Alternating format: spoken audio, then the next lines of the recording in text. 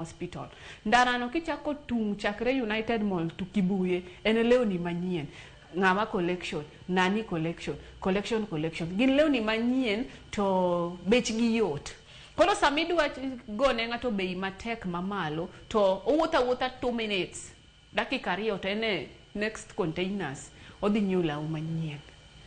Koro law manyien to has been a challenge in as much as kata ka mtumba quality to unique to economy adiera en niya economy okethre.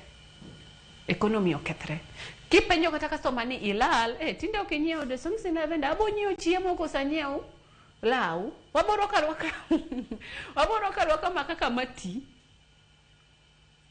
mano kaka samoro giduoki ni sani to podo tek pin to tek adier kwanza jok mondik tich kaka ing'ado pesa gisani ing'ado pesa watedo matis koro modong matis wanyiewo nego nyithindo mkati gihero galuongo nying mkati anto adwa wacho adier ka compare 5 iga beach mokalo gisani ngima tek pin tek mtumba osabedo thoroughly affected maka jo mtumba nyari uregi kwa sirkal mondo duokna VAT no piny mondo chien kata piny gi revise kaka ginyal do something about the VAT mane gimedo to from 8% to 24 mondo mtumbo bed affordable to import mondo wan jo uso waduok ne ji bei piny matis mondo gimbe gi afford rwakre gibed ka gindisre.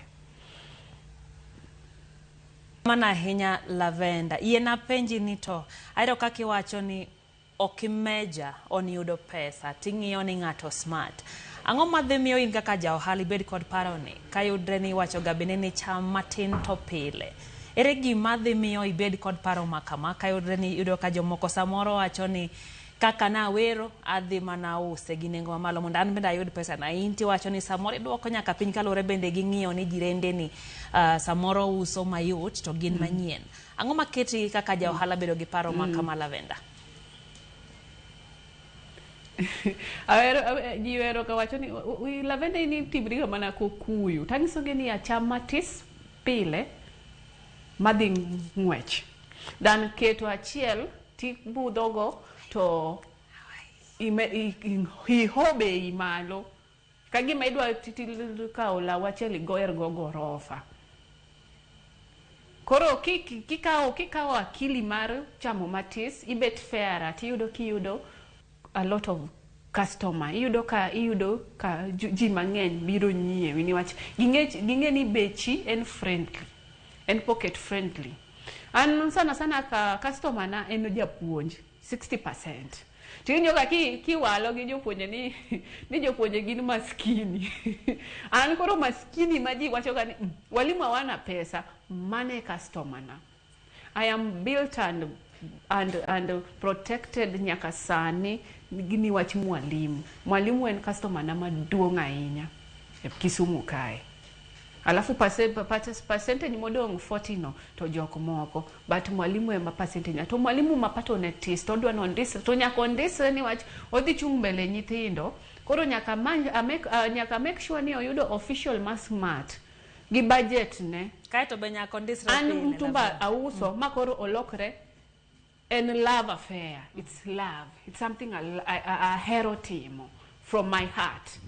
Samoro yudo kata profit mar 200-300 samoro kata 100 to aonge go gi shida ana wacho ni onge gorofa mapoda gero abo chama matis to amor customer maka kinyo dugo tanyisa ni lawni to na waro kama ukanya uso ni kaka na uso ni nyoro mang ni meda to wayudo ka wawinjre there's that mutual understanding ni wach oneno gima atimone ni wach ka nyoro na kao ne bei matindo kawuono nyise ni mato pesa bei dhi meda ni wach na ware kamae koro loso osiep gi winjruok kinda gi customer.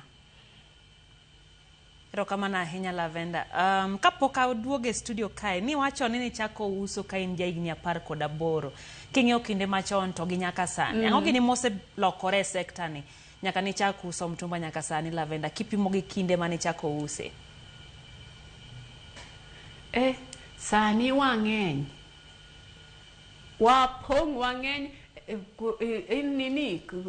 industry ni obedo saturated to social media oendelea konyo uso omedre. Kila ng'ato nitie social media, TikTok, Facebook, Instagram, WhatsApp, ji odich. Chon chanwa uso law maonge kata go picha. Niyudo ka ng'ato wuotha to manyo law. Then higa moko mokalo wachako tiyo gi WhatsApp, wago picha, wadonje Facebook groups, wa post. Sani market mar jok ma uso mtumba omedre. Ndalo cha nwakwandre. Kani dwaro igni 10 mokalo nwakwane jok mane uso mtumba Kisumu ka, especially sana Marinda. Ne wakwandre. Sani koro to opong to okanya control gima ng'ato dwa timo. Gima tek nyithindo ma kijende nyiri matiso osomo to gionge tich. Koro gi venture into gimanya generate ne gimanya miyogi income, gimbe giyud gir gimoro. Opong, but by the end of the day wanu Kisumu ka wane vetu. I would proudly say ni I'm one of those people to asa train nyithindo mang'eny manyiri. An ki yude chiro tibo yude kata gi nyiri 10 maluwo toka ma somo kaka timo gi puonjre gi ng'eyo material, amiyo gi second, anyiso gi kaka onego gitim kamano. Koro sani to kwa ng'iyo igni mokalo gi masani nitie tofauti mang'eny, from marketing to pricing, bei, to kaka jitimo gigegi, alafu sani be ka marach giketho mtumba. Sani kiyawa lewni to sana mang'eny samoro yuda ka bel nyieno wuok loka to tinga yugi kabisa. Koro en challenge sana ananeno nega jok ma uso bills uruma, jok ma yaonwa bill uruma. Anago kamera, strictly ago kamera. Achiel kachiel manyiewoga bill Mombasa tuda ta yoro na gari tabiro ta yawo kenda. Sama neno ka label no ber bills wadhi gi labels. But tofauti to nitie maduong' gini 5 kata 10 manokalo manachako use chon, cause I'm 14 years old in business. Erokamano ahinya Lavenda. Stacy, pogruok mane mantiere yawo bill gi goyo kamera? Nyiswa pogruok. Yawo bill is very profitable. Kiyawo bill. Neno kaka Lavenda wacho ni uso dress 1,000 to 1,1200. Maning'eni koro osekawo kwa kang'amo yawo bill, osekawo kamera. Lakini nikiyawo bill inema koro iamua price mari. Nyalo uso 200. Bill koro en kako twecha. Kako twecha, mano koro bill ninyiewo mar dresses. Ang'eni ang' ne losnwa bill, wane bill e picha kanyo. Kaka bill chal. Koro bill kiyawo en ga advantages mang'eny kendo en very profitable. Very profitable. Alafu inemi control price mar bill. Inyalo wacho ni waya usna gi dresses gi 200 nyaka 1,200 ineno. Lakini an kaka dresses iri daka control price nikech na asechiwo pesa makaogo. Koro be nyaka yud faida kata kadhi medo 200 no. Koro nyaka be awach ni anauso ga dresses chakre kata 500 nyaka 1,200. Koro nitie ng'ama waro ir ng'ama osemuocho bill. Kaito nitie ng'ama kawo bill ne mare owuon. Koro jochiro, jogikomba gin koro gikawo bill. Okay. En koro kosemuocho bill to koro jodukni man gi botik gi diga gokinyi to kila ng'ato kawo kamera tidhi kacha tigoni pass man gi shida itero ka fundi. Kitieko tikawo stock mari ikete duka to koro en gi stock. Just position kanya ikawo bill koso ikawo mosemuochi koso in achiel kuom jok makelo gi e pacho kago kipogo ne gi. A support gima Stacy wacho. Ana deal gi bells to asefwenyo ni gima timore dhano kod luoro, and that's the challenge mwayudo. One of the ngamiwuogo miwuogo ma osiepa man Kisumo no, one kaka consultants kata mentors, our work in mondo wagol fear. Nikech golo fear kuom ng'ato ma mind ne en kwanyo pieces ok yot. Mondo convince mo wuog bobi e belo ok yot. One, gibedo discouraged.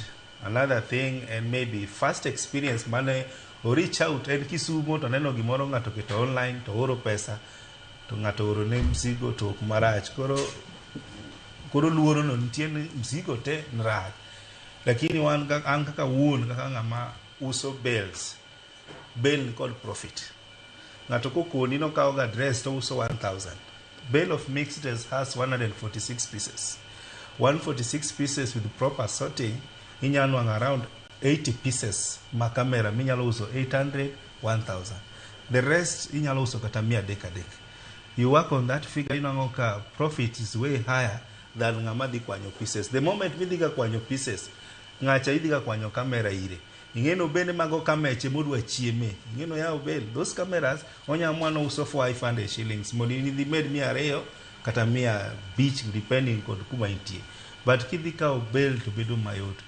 emomio and anytime aja encourage gadi from my Facebook page milongo ni Mitumba Bells give my mentorship WhatsApp groups mango I'm mentor the first thing you must be taken through mentorship mi bed mentored ma that fear bedo gole woko alafu ng'ato another challenge mantie ni jogi okagibed ga kakorono okodwa deal gi Stacy kende Stacy omiyo mzigo maber next time obiro ira orango odwa no swap and it becomes a challenge who are you swapping with being ng'ama no training kibedo trained tibro timo biashara ni maber kabisa ino mtu man kodi yuto Rokamana ahinya. Stacy ang'oma nyisi kit bei mwinjo bed ni goyo kiyudo bail kata ki ikwanyo pieces. Ere kaka idhi go bei? Ang'oma determine pricing? Koro nawacho ga ni ka pod gi fia mar kawo bail, wacho ni idwa kawo pieces. Nitie gik manyaka irang. Nikech kia e odi kibiro gi komba, mani setiyo gi transport. Ineno. Alafu onge gima tek kaka kawo kamera. Kamera dwaga ng'amo chiemo dak idhi kawo kamera mana ka ng'ama poko chiemo nikech ka idhi laro ng'ato yawo bel kama ineno dress maber ywayo mabe oyawo kama koro transport e mokwongo gimara dio kisechope chiro nyaka ibed piny man chiemo kimadho chai gi mkate kichamo gikomba saa 4 kuon osechiek kichamo kuon gi rech mondo koro kidhi ka kamera kacha in ready koro nyaka irang transport irang lunch mari kendo transport mar dok samoro launo pokigo pass nyaka idhi go e pass en ga sling a bit sling apart depending the pieces mitero ne ng'ano aya samoro launo ober kabisa ober lakini no yecha kumatin mano be nyaka koro iter ka fundi koro kapok igo pricing mari nyaka irang gigi te misetiyo go kikawo launo just wasa pogruok bedo kanye e pricing samoro yudo ka kit kaka dhi chulo launo kadhi aome gi komba kata dhi arite malo to imka yudo ka pogruok dhi bedo maduong' manengo pogruok mane mabed ang'o makelo ma gima kelo pogruok manengo and anyatiyo gi example mar mixed dress nikech mixed dress and mixed nikech oting'o both long and medium sized or mini so kiso ng'ado mixed dress tikawo long dresses tiketo thenge medium size tiketo thenge that's first consideration second consideration the first consideration is about the size the mama long or medium sized second consideration and about quality sorting camera ginadi there are those cameras with tags they are clothes very smart man gi tags nyiso ni pokorwagi oroserwagi but gik ma ido kata kondike ne $, kata $10, $9 mago gin quality isoketo gi kando because of that quality the other one is size koro size kiso wacho ni long adhi uso kama medium adhi uso kama kendo idhi rango ginto koro kamera nadi igolo camera from long igolo camera from medium koro camera from the long side inyalo dress ma very smart minyalo ta uso 1500 toy or even upper town and there's that medium size minyalo uso 400 or 5 then the rest inyalo chako kora segoyo I've worked out my figure launi nyanyewe 18000 ayudo ka profit osekalo kata 40 koro kika kasa inya that second consideration pieces third one koro pieces kika kasa inya waketi price girene modonga kora nyalo chede tama wacha nifagilishe na pesa fulani urinyalo uso gi mondi kodong matin mondo idwa medo stock tia mwan maga difagilisha with this amount koro that is it bende kami use nigi nyalo mar chiwo kit kaka owinjo bed ni uso nengo mar kaka owinjo bed ni uso kaluwore ni samoro law moro ayudo Gikomba to kit pesa machulo kocha cha en the same thing to kaduoga chule town kae kata mana toy tiyudo ka koren malo ang'o makelo pogruok makama kuma location mangato nitiere be affect pricing. For example, ka ikaw mixed test itidwa use within locality ma dhano let me just give example ne ikaw bail ma mixed test idwa use Mathare. On this mixed test you do space more be Karen in Guboti Karen. You know the amounts will never be the same. Mokongo jo kata jo Mathare to ginyalo dhi Gikomba within 10 minutes of giso chopo. You look at that, they are chopo ngi kacha yot, jo kande jo keto class, gichiegni kar wero, jo Karen ben gi class gi moro, jo Mathare choko wacho ni class gi rach, but of course gibiro dwaro gik moko mar pocket friendly. Regardless ni ber kata rach, and it is a challenge ma at times I've always faced Dungakoni ne an gi boutique in the village. Kora at times ngato nyalo ngisi dress mi ngeni dwa chamo tamia buru to ngato ywak ni 600. You will easily let go nikech be onge lal mibro yudo ber mutumbo opro na balance onge lal moro mibro nwango. Koro yes, location mangato nitie or at times for example you target KU students yudo space moro kacha or another space moro tinwango target kumajo secondary schools nitie.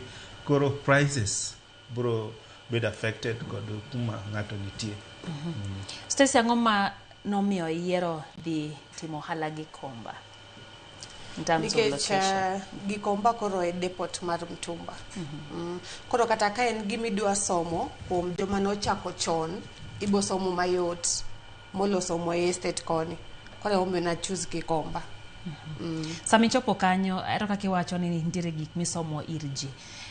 Ibede tie ng'ato kosi somo gi wang'i nitie jok ma somo by observation nyang'ia gik ma ji timo koso nitiere jok ma bende itiyo kanyakla gi puonjne ma kama itimo kama ere kaka ni puonjori? Abe no mak lweta gi ng'ato koro no mako lweta 1 2 3 opuonja wach mtumba alafu oloko field oae mtumba odhi ohala moro. Koro ino koro sani koro onge koro sani atiyo gi observation lakini an gima ber anoka luoro ga penjo ng'ato. Anabiro ga beta penji ni kama titimo ga kama koso kama titimo kama kinyisa to sawa kokinyisa be sawa nikech natemo ba penjo. Ji mang'eny puonjo to iyudo ka ng'ati chak puonji kae to oyage ng'wech. Ang'o ma mi bedo gi kinda mar neno ni nyaka ng'ani koro wuok wei ka podi ne ina kanyo kendo pod ni mbele go hala. Ang'o gini ma mi dong'e ohala ne kinde ma samoro inyalo puonj ng'ato to wacho ni to natemo to tama. Ang'o ma no mi bedo gi kinda mar dong'e? Mtumba nigi faida. Mano gima kila ng'ato nyaka ng'e mtumba nigi faida. To en gi faida kiyie manyo faida no. Ngini sani kila ng'ato yuse ni iko na pesa. Wayie ni en gi pesa. Lakini koro nyaki manyi pesa no kanyo. Sami ka obel no ira mi dhi use. Abe ase ni sini bel no nigi faida. Koro ibe ki digi bel e chiro ibeta goni rito faida. Onge gima idhi yudo. Nyaki be ket kinda e bel no mondo kelni faida. Koro an gima mora ga en kauso ne ng'ato law to mi positive feedback. Ogocho ni to bel cha no owuok maler iga ka jodalo ero. Owuok maler neno. Koro ka ng'ato osenyisa kamano mi aga mor. Koro wacho ni bel mokaw kendo obedango obed maler molo mano okaw cha. Alafu ng'eni jochiro gin ga joma ber sana. Auso ni bel owuok maler imiyo ng'at moro namba. Koro yudo kata ka kibuyo en gi ji 10 to nachako gi ng'ata achiel. Aoro ne ma be omiya namba ma samoro kata ng'ato chulo inibeta be duka to ng'ato sechuli ni akaw nambari ir Caroline achulo bel fulani iketo ne gari. Koro referrals go ema miya ga bede biashara referrals go. Ntie jok mostemo mocho bel to kakunywa maji wacho ni okachaka doge. Bende nitiere imbe ndalo moko ma samoro bel ose wang'i yao to gimowuok e malong'o onge. Ang'o mimi jingo mar dhi mbele?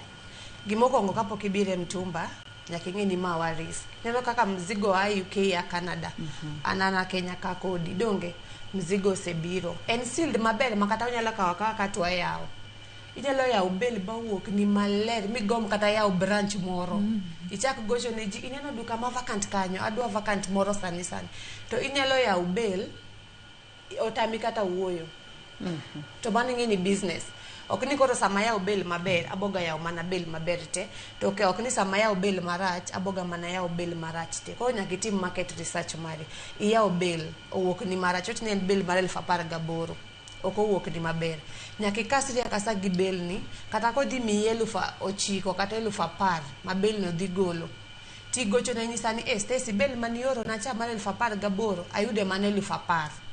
Kuom 10,000 miyudo no pod adhi miyi bel moro gi pesa miyudo no, nikech ing'eni koro ibe iyudo loss tabe ayudo loss, koro wadhi balance the loss.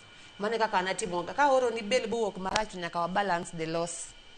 Pesa miuso bowuok e bel no e miori, isa ni ana bel akawo 20,000 ogolo 10,000, ioro 10,000 no ioro ni bel moro, to kidhi yawo ibe koro i-balance loss mani yudo cha, i-balance kendo e bel manyieni. Wana dhie kaunti ma Homa Bay mondo winjie kuom johala mag mitumba e kaunti ma Homa Bay nyakoro Mgajuang' eka bang'e waduoge studio kae.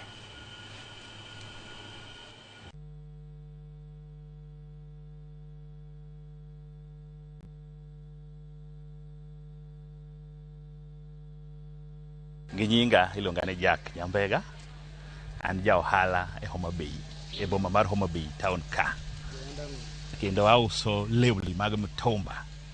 Ohala ni nachake 2007. Aseuse higni mang'eny kendo en ohala maber. To mwandu wagi ng'enyne waomo gi bells gi ng'enygi waomo Nairobi, moko waomo Kisii, moko waomo Kisumu. Kendo mondo mi ohand mitumba ni itime maber, nyaka ikel gik mokikore. Ok inyal uso gimoro achiel, ok inyal chomo ni an adwa mana uso shati kata adwa mana uso t-shirt, nyaka ikel sati, tikelo longe, tikelo tracks, tikelo jackets. Mane ka inyalo yudo gimoro. To kichomori achiel tinyalo anono nikech gima samoro ikelo ni ng'ato dwaro machielo. Koro ohala mar mitumba ni gima nachake en gohala.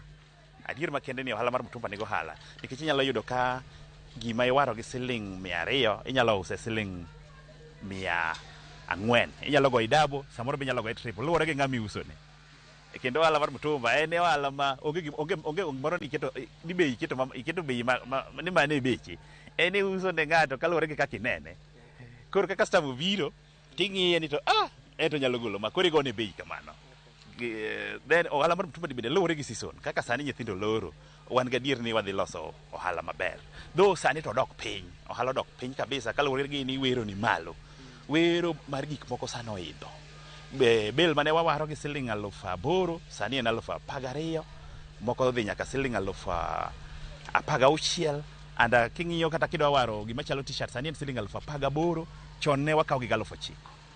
Kichaki duogo gima chalo sport t-shirts, chon ne wawaro sport t-shirts gi siling 12,000, en masano dhi nyaka siling 24,000. Koro gik moko wero gi oidho, chuno wani wabe koro nyaka waus matek.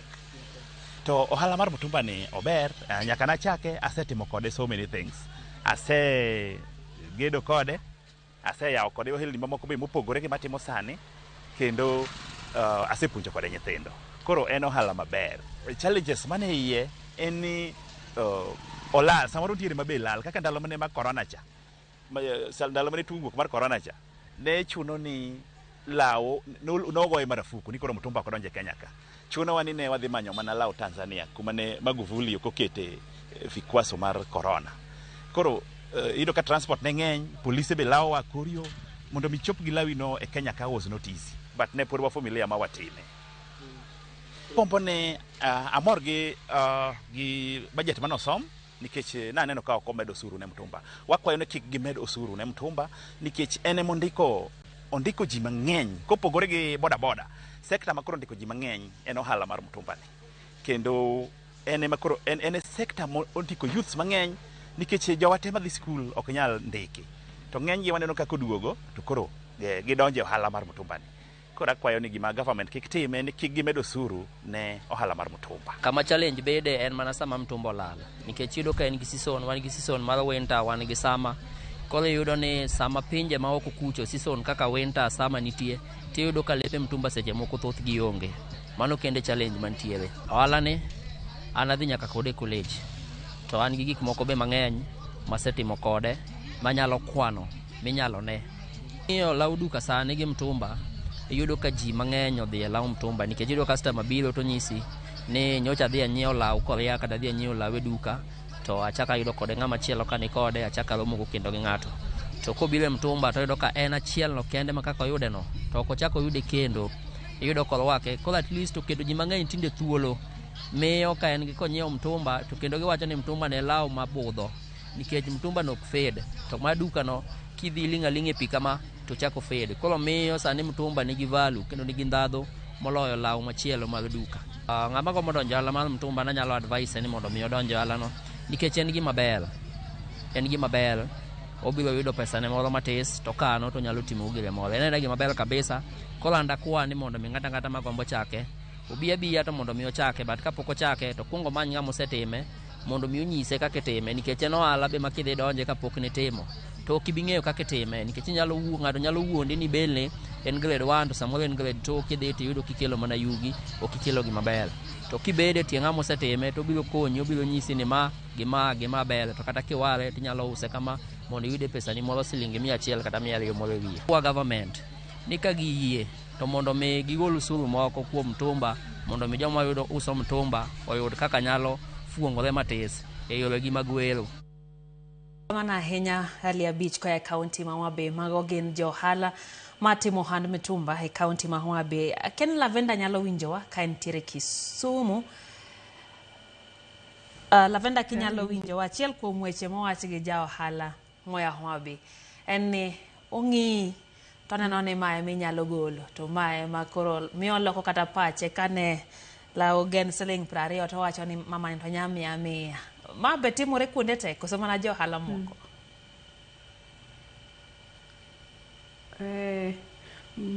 Concerning mano mama dhi mano aneno ka gima mano bet biased. Ano ka ng'i ng'ato ok agone ng'ato bei ni wach kako chal ikoso kako orwakre koso kata gari moriembo. An kasaketo bech law to ang'iyo kaka na wero e kaka uso law. Kachako ng'iyo gari ma ng'ato riembo law morwako kata wuoche to adwa gone bei mano abet jaricho. To experience na masayude higni gitema sa use dondara e duka. Jok ma ineno ichayo madonjo kata ka en simple gi jwala moro e lwete kata gi bagno mage jok manyiewo ga law kendo nigi heshima maduong' kendo kata kigone bei to ng'isi ni ng'adna matisa kawa beach.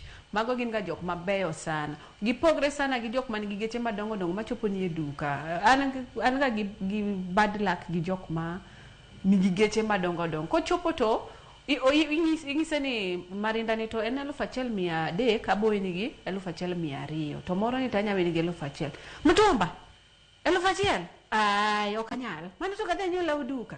Koro yudo ka gin gi madharau sana. Koro anoka oka label gaji oka label ji at all oka judge ng'ato gi kako chal. Ana serve ng'ato service na en mar respect. I must uphold my respect gi dignity ma ami kata ni what's samoro most of the time yudo ki uso ne ng'at manyien mikia ng'ami ng'iyo go ting'e ni ng'iyo go en customer ni ng'iyo kako utimo ga udil ga kode, but ng'ama nyien kodonje duka tichako sample gi wuoche morwako gi top morwako gi tich motimo ni winjo kwa maybe koro lose case mo ni winjo ni en wakili kodi dwa medo ne bei okayie gi mano dambi mano richo. Hero kawara ahinya Lavenda. Akia ni Stacy be yie kodi koso tamore. Customer in customer. Kata korwako law manyien kata korwako law moti customer in customer ineno. Lengin kata customer man gi gari ni kapok uchako wuoyo kode ikia kata kodi chopo bei kata kodi chopo bei. Koro ano karanga gima customer orwako gi gima customer kaka customer chal. Lakini no kata jochiro ng'iyo kamano. Kata kidhi gikomba sani kadhi kenda tadhi kodi iniroko law inchodo kata suit ni maler anchodo mana crocs kata slippers to adhi e chiro bechi gi mara upogre. Mane gin jiroko ga jeans go bechi gi mara upogre. Kwanza kwa chopo tani sani ling mondi adwa uso ne ng'ani. Koro kamanya ka jochiro iketo na wala. Iketo na ohala. Just mana dia. Yeah, Gikomba market and not only Job Mutumba. Mano gima timore kuonde mag biashara. Komba be irangi kaka irwakori. Sani gikomba bedo infiltrated so much gi vijade ba. In fact, in kaka irwakori ni kata t-shirt ma 200 inyami tag 500. Koro moko rango rwakruok ma ng'ato, which is not okay richo kaka inyalo ng'ato wache.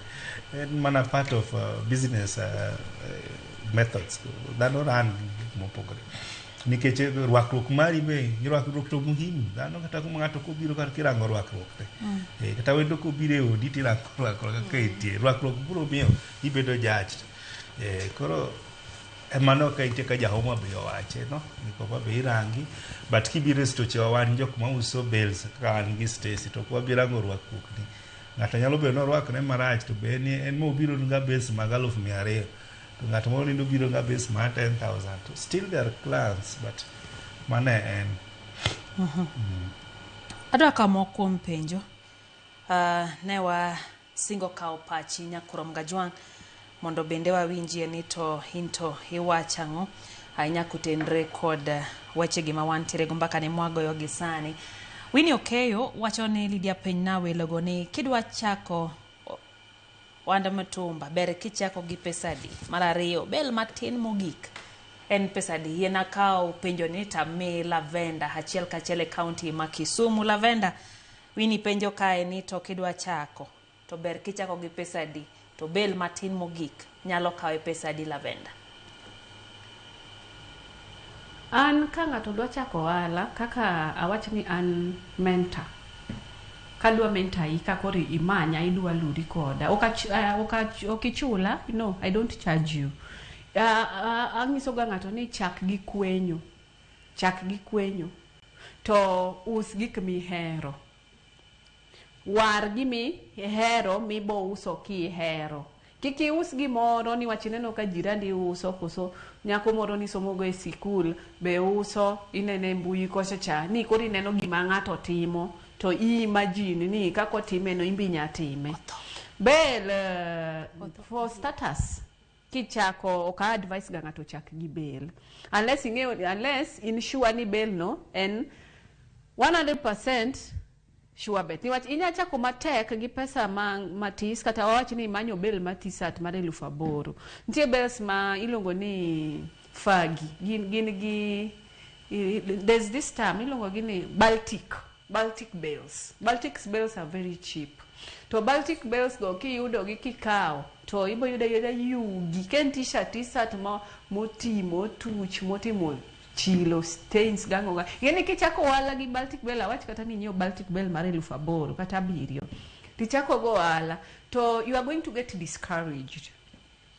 But kikao kata 2,000 inya chako wala kata gi 1,000 kata 2,000 kata 3,000 tiwuotho timanyo iwacho top chaber wakwanye amanyo osiep na cha kata awach kata ni ti office waterne workmate na cha kini chaki ikao profit no iketo kando ikao capital mari mani chako goala ipogo gi profit iwacho ni profit mayudo ni adwa mede capital mana chako go adia chaka med stock mos kamano. An mara diera gi experience gi jok mang'eyo masaneno ka mutumbo duoko dala mobedo depressed anoka ero wuondo ji. I don't want to lie okadwa riambo. I would rather ng'ato chak gi mohero timo mohero uso ka yero sati kata marinda chak gi kwanyo aya wacho na ngiso previously ni sami uso mtumba intie school ipuonjiri kendi onge ng'ama bo mako badi ka chako puonji ni kama in kaki use gi feedback ma customers me is enough mar push it through the process mar endelea uso kilan kendi gimone gi war gi gimoko ne gi war kaka one gi war gi. Koro anto ka Lydia an kidwa chako an mtumba kikichak gi bel nya muonyo pesa ni tesa moro ne loan chaka gi kwenyo yot gi maber mos ka in gi dream mariao bells gi it will come to pass ibro yao anto an gigni apaga ngwene mtumba to bel no erokara nyala venda once nyadi chel ka nyadi chiel Rokamano kiko ka lono ket kanyo ka to angwa winjo no dere.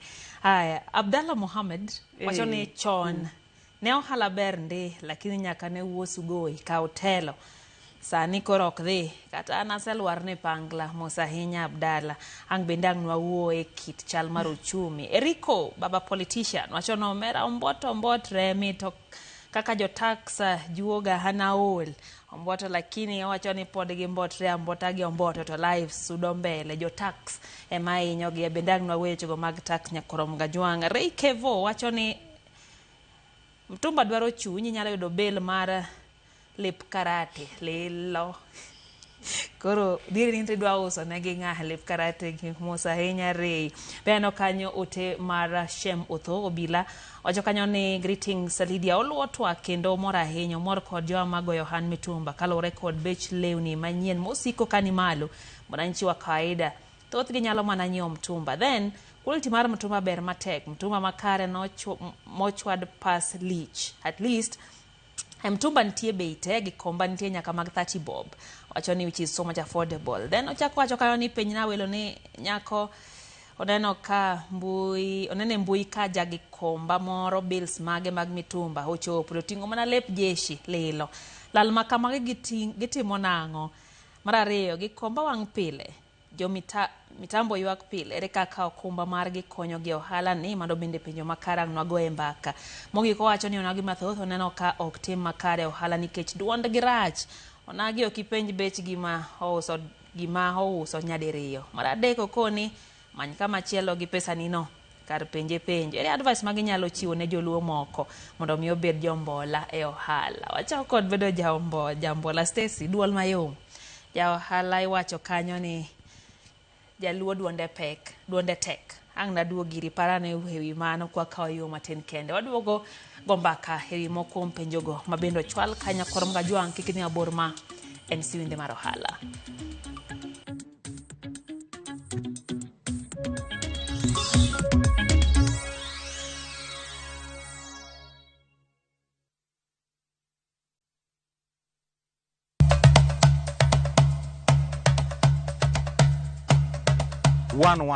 Chenro malero kitwa gi timbewa kod puonjo dholuo. Sani upuza ni uluongwa no mabuda. Koro mwan mabuda ni girieko mwan koro mathin man kuro maru ng'engno. Ema so kelo nu seda. Wasewuotho mar kelo ni juok ogandawa kod ber magisekelo e ngima onagi. Dayo ne puonjo nyathi manyako kosechope ode. Puonje kaka onego oriti family mare. Rikoda an James Rabala Kwase Rajabu owarga chien. 111 Jumapil sa 12:30 odhiambo.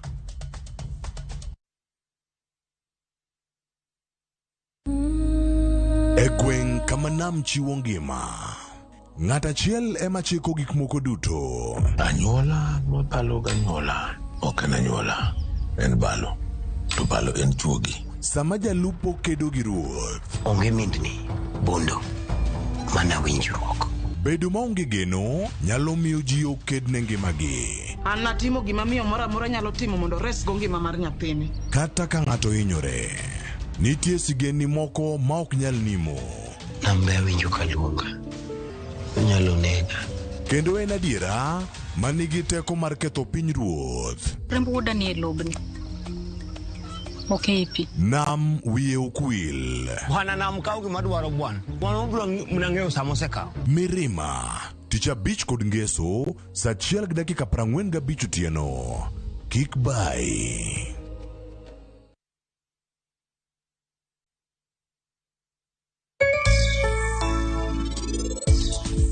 Jalno manyien me kodonjo, chik mwan go e workshop okoyene mulo gi stima mokwongo. Sana eno deal gi weche mag wicho rangi gi pango gik madware kuno ketie. E tij tuengo competition en neatness. Nanga mitwango no bober kaki wuoyo gi customers. Itrite nade. Follow up be temo ne. Kuom kijeni moseng'e tich, atemo jogo mondo kibed ket pesa mbele. Kech samose keto pesa mbele, dhi chune mondo we tijini mapema kapok ong'eye.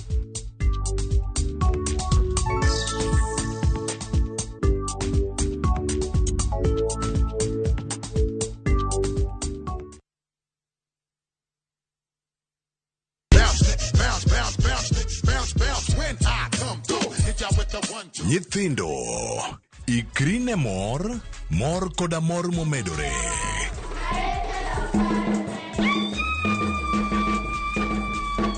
Nwang'o osiepe manyien, puonjri gik manyien. Oduogo piny.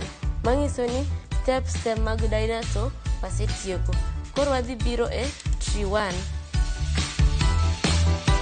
Juma ka juma, gik matimore kae medo bedo mabeyo moloyo.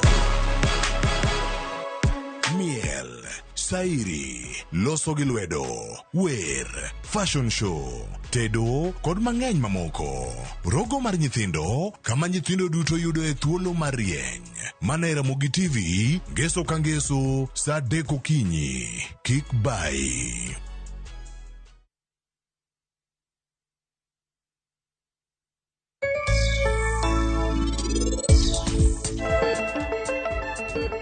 Ma en penj laktar kokalo Ramogi TV kamwacho ni ngima en mwandu.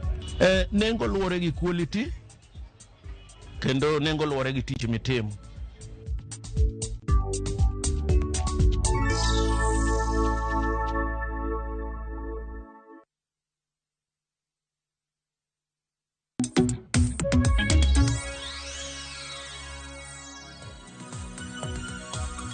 Machiegni kendo nyakoram ga jongero kama na ahinya kumedo ketera Ramogi TV chenro en siwinde mar ohala pod wantie ka giwendwa Crispin Jaspers, Stacy Auma kachiel kod Lavenda Akinya achiel kachiel kantiere county wa Kisumu kama bendo amedogo ohala motenre kod ohala no mar mitumba. Nwakawo moko kuom paro Stacy kane pok wadhi e yweyo ntiere paro mogol ne thoth joluo duondgi tek. Kipenje deri to nyisi ni madam dimany kumoro dhi ngiepe. Ere experience ma in godo e joluo ng'ene gi komba ji ok popogore king'iyo malong'o wach ni ben adier to ere gimonjo bed ne timo mano ni oganda wa ong'eyo duol mar mbola kata bedo gi duol manyalo ywayo jong'iewo. Joluo to dend gi tek mar adier. Kwanza gikomba kidhi e section mar rech kanyo kipenj ga bei dirio. Lakini neno demo mi itimo biashara demo ma bei lan tegi mi lan tika kenyalo loso gi customer ibe di pini wacha ni kanyo tabe na gerne sana ineno. Lakini demo mwa lan timo biashara demo mwa wang'iyo giloso giji. Though ntie customers ma kocha ko wuoyo kodi ine makoro idok ne piny nikech en mondi duonde ni malo. Jaluo rado gi jaluo. Duonde koro ine mibedo humble nikech en duonde lakini demo mwa sebede biashara sani yot sana wuoyo gi customer yot sana. Maybe issue mana koro samoro duondi ok yo maine lakini wuoyo gi customer yot. Jasper serber bedo jambo la ohala wuoyo maber gi ji ng'ato wacho ni no wuo koda maracho kachaka dogi kata iuso mana gima ber mogik. Kapok aduoko mano ng'ato no penjo ane nya chako gi pesa di matin mogik to maduong' to pesa di.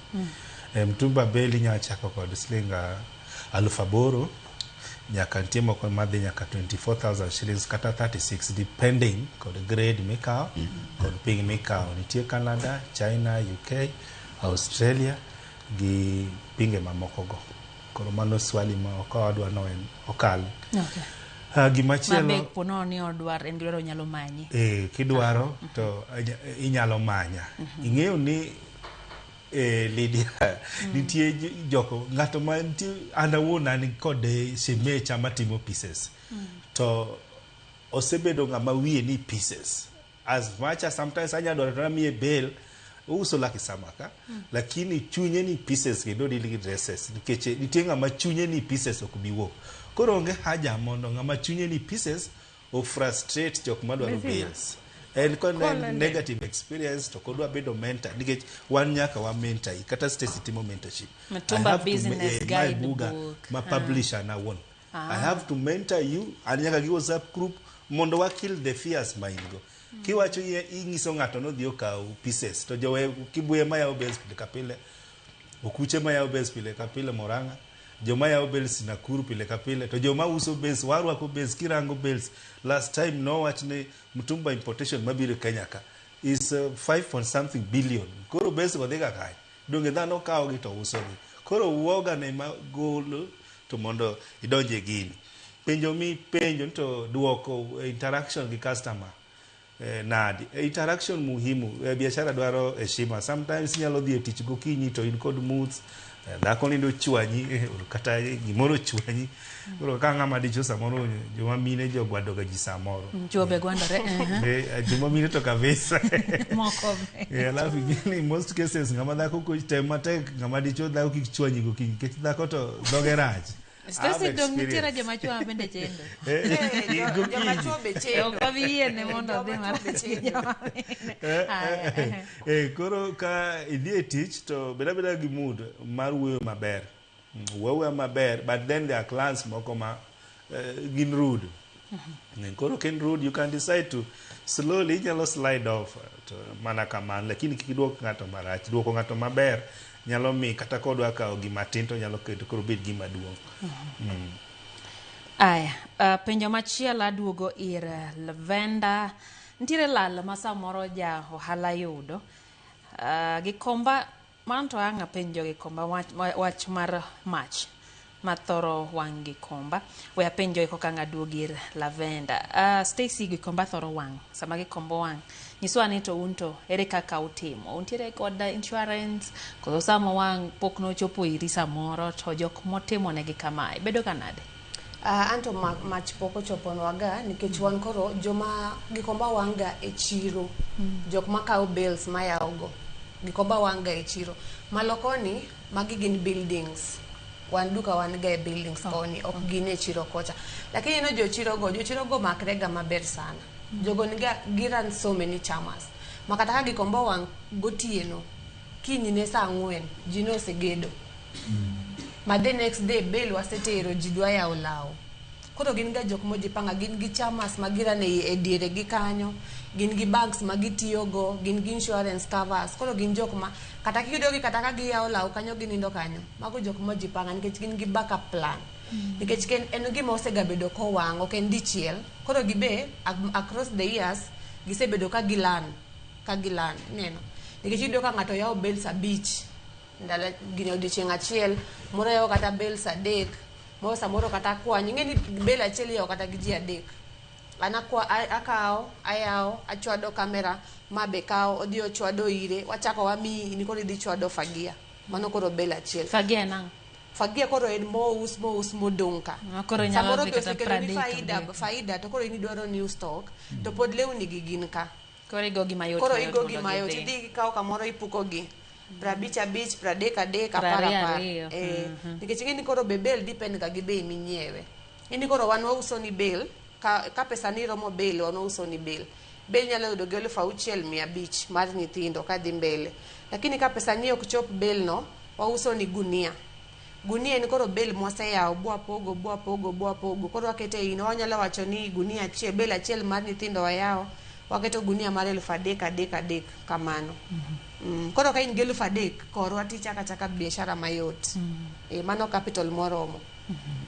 Aya, Engineer Lazaro Kanyambok ntiere kod penjo o penjo kanyo ni to kare kodhi ng'iewo mtumba to obro loko gari mare machon mar Datsun ni nikech gidhi kod Fielder to Bay kidhi kod Fielder to Bay oidh otherwise wapenjwelo ni to koponi imuocho bel ma yudo ka samoro jo wholesale ma jamaundu otielo ni ma lep mine kende ma iye lep mine ma iye motiel ni bel idhi ywa kure bende giketo yo ma ginyalo yalo go timbe aina gi Jasper zakiani ang'omiyo oyiero mana mine chuobe nigi ma iye engineer hang ni nyiswa ni to okwafiye mine mami picha mopogore kae Jasper wachnwa ni to samoro apani ma bende penjo machal gi mar obila wacho ni nitie ng'ama noyawe to yudo mana lep jeshi ng'ato wacho ni yudo lep karate koro nyiswa ni samoro yawo to yudo lewni ma samoro gin lewni ma ok inyalo uso ne general public timo nang'o to be nitie yore moyalo go kese zaina gi kose biro to imenda sama mitumba biro ni in kaka supplier kaka one suppliers mitumba biro gi miluongo ni packing list to contain information about gimidwaro receive to kaka inuon kata yamwa ni dhi kao matin tiusi stoni pod idhi ti verify mtumba bale itself and code label There are some man go to there are some onge go kaka base ma UK onge labels ondika ndika gin initials in codes 891 angango go. Koro ken law manyathi en baby light to belo ndikin baby light. That is the information. Ondiken baby light it bail. So that is the information about the content. Koro nyaki ngi gi ming'eyo. Nyaki ngi to then it depends idil gi nga. Now the issues mabiro ma questions mi penye ni ngato wacho ni karate, ngato wacho ni do gimo pogre. En ni idil gi nga. Relationship mari nikech okay there's nitie ngato ma poko timo ga biashara ni nyaka nene to winjo ni kako wuoye ni to wacho na an kod pesa. To Stacy an gi pesa kata Chris an gi pesa wa oro ni pesa oro na mzigo.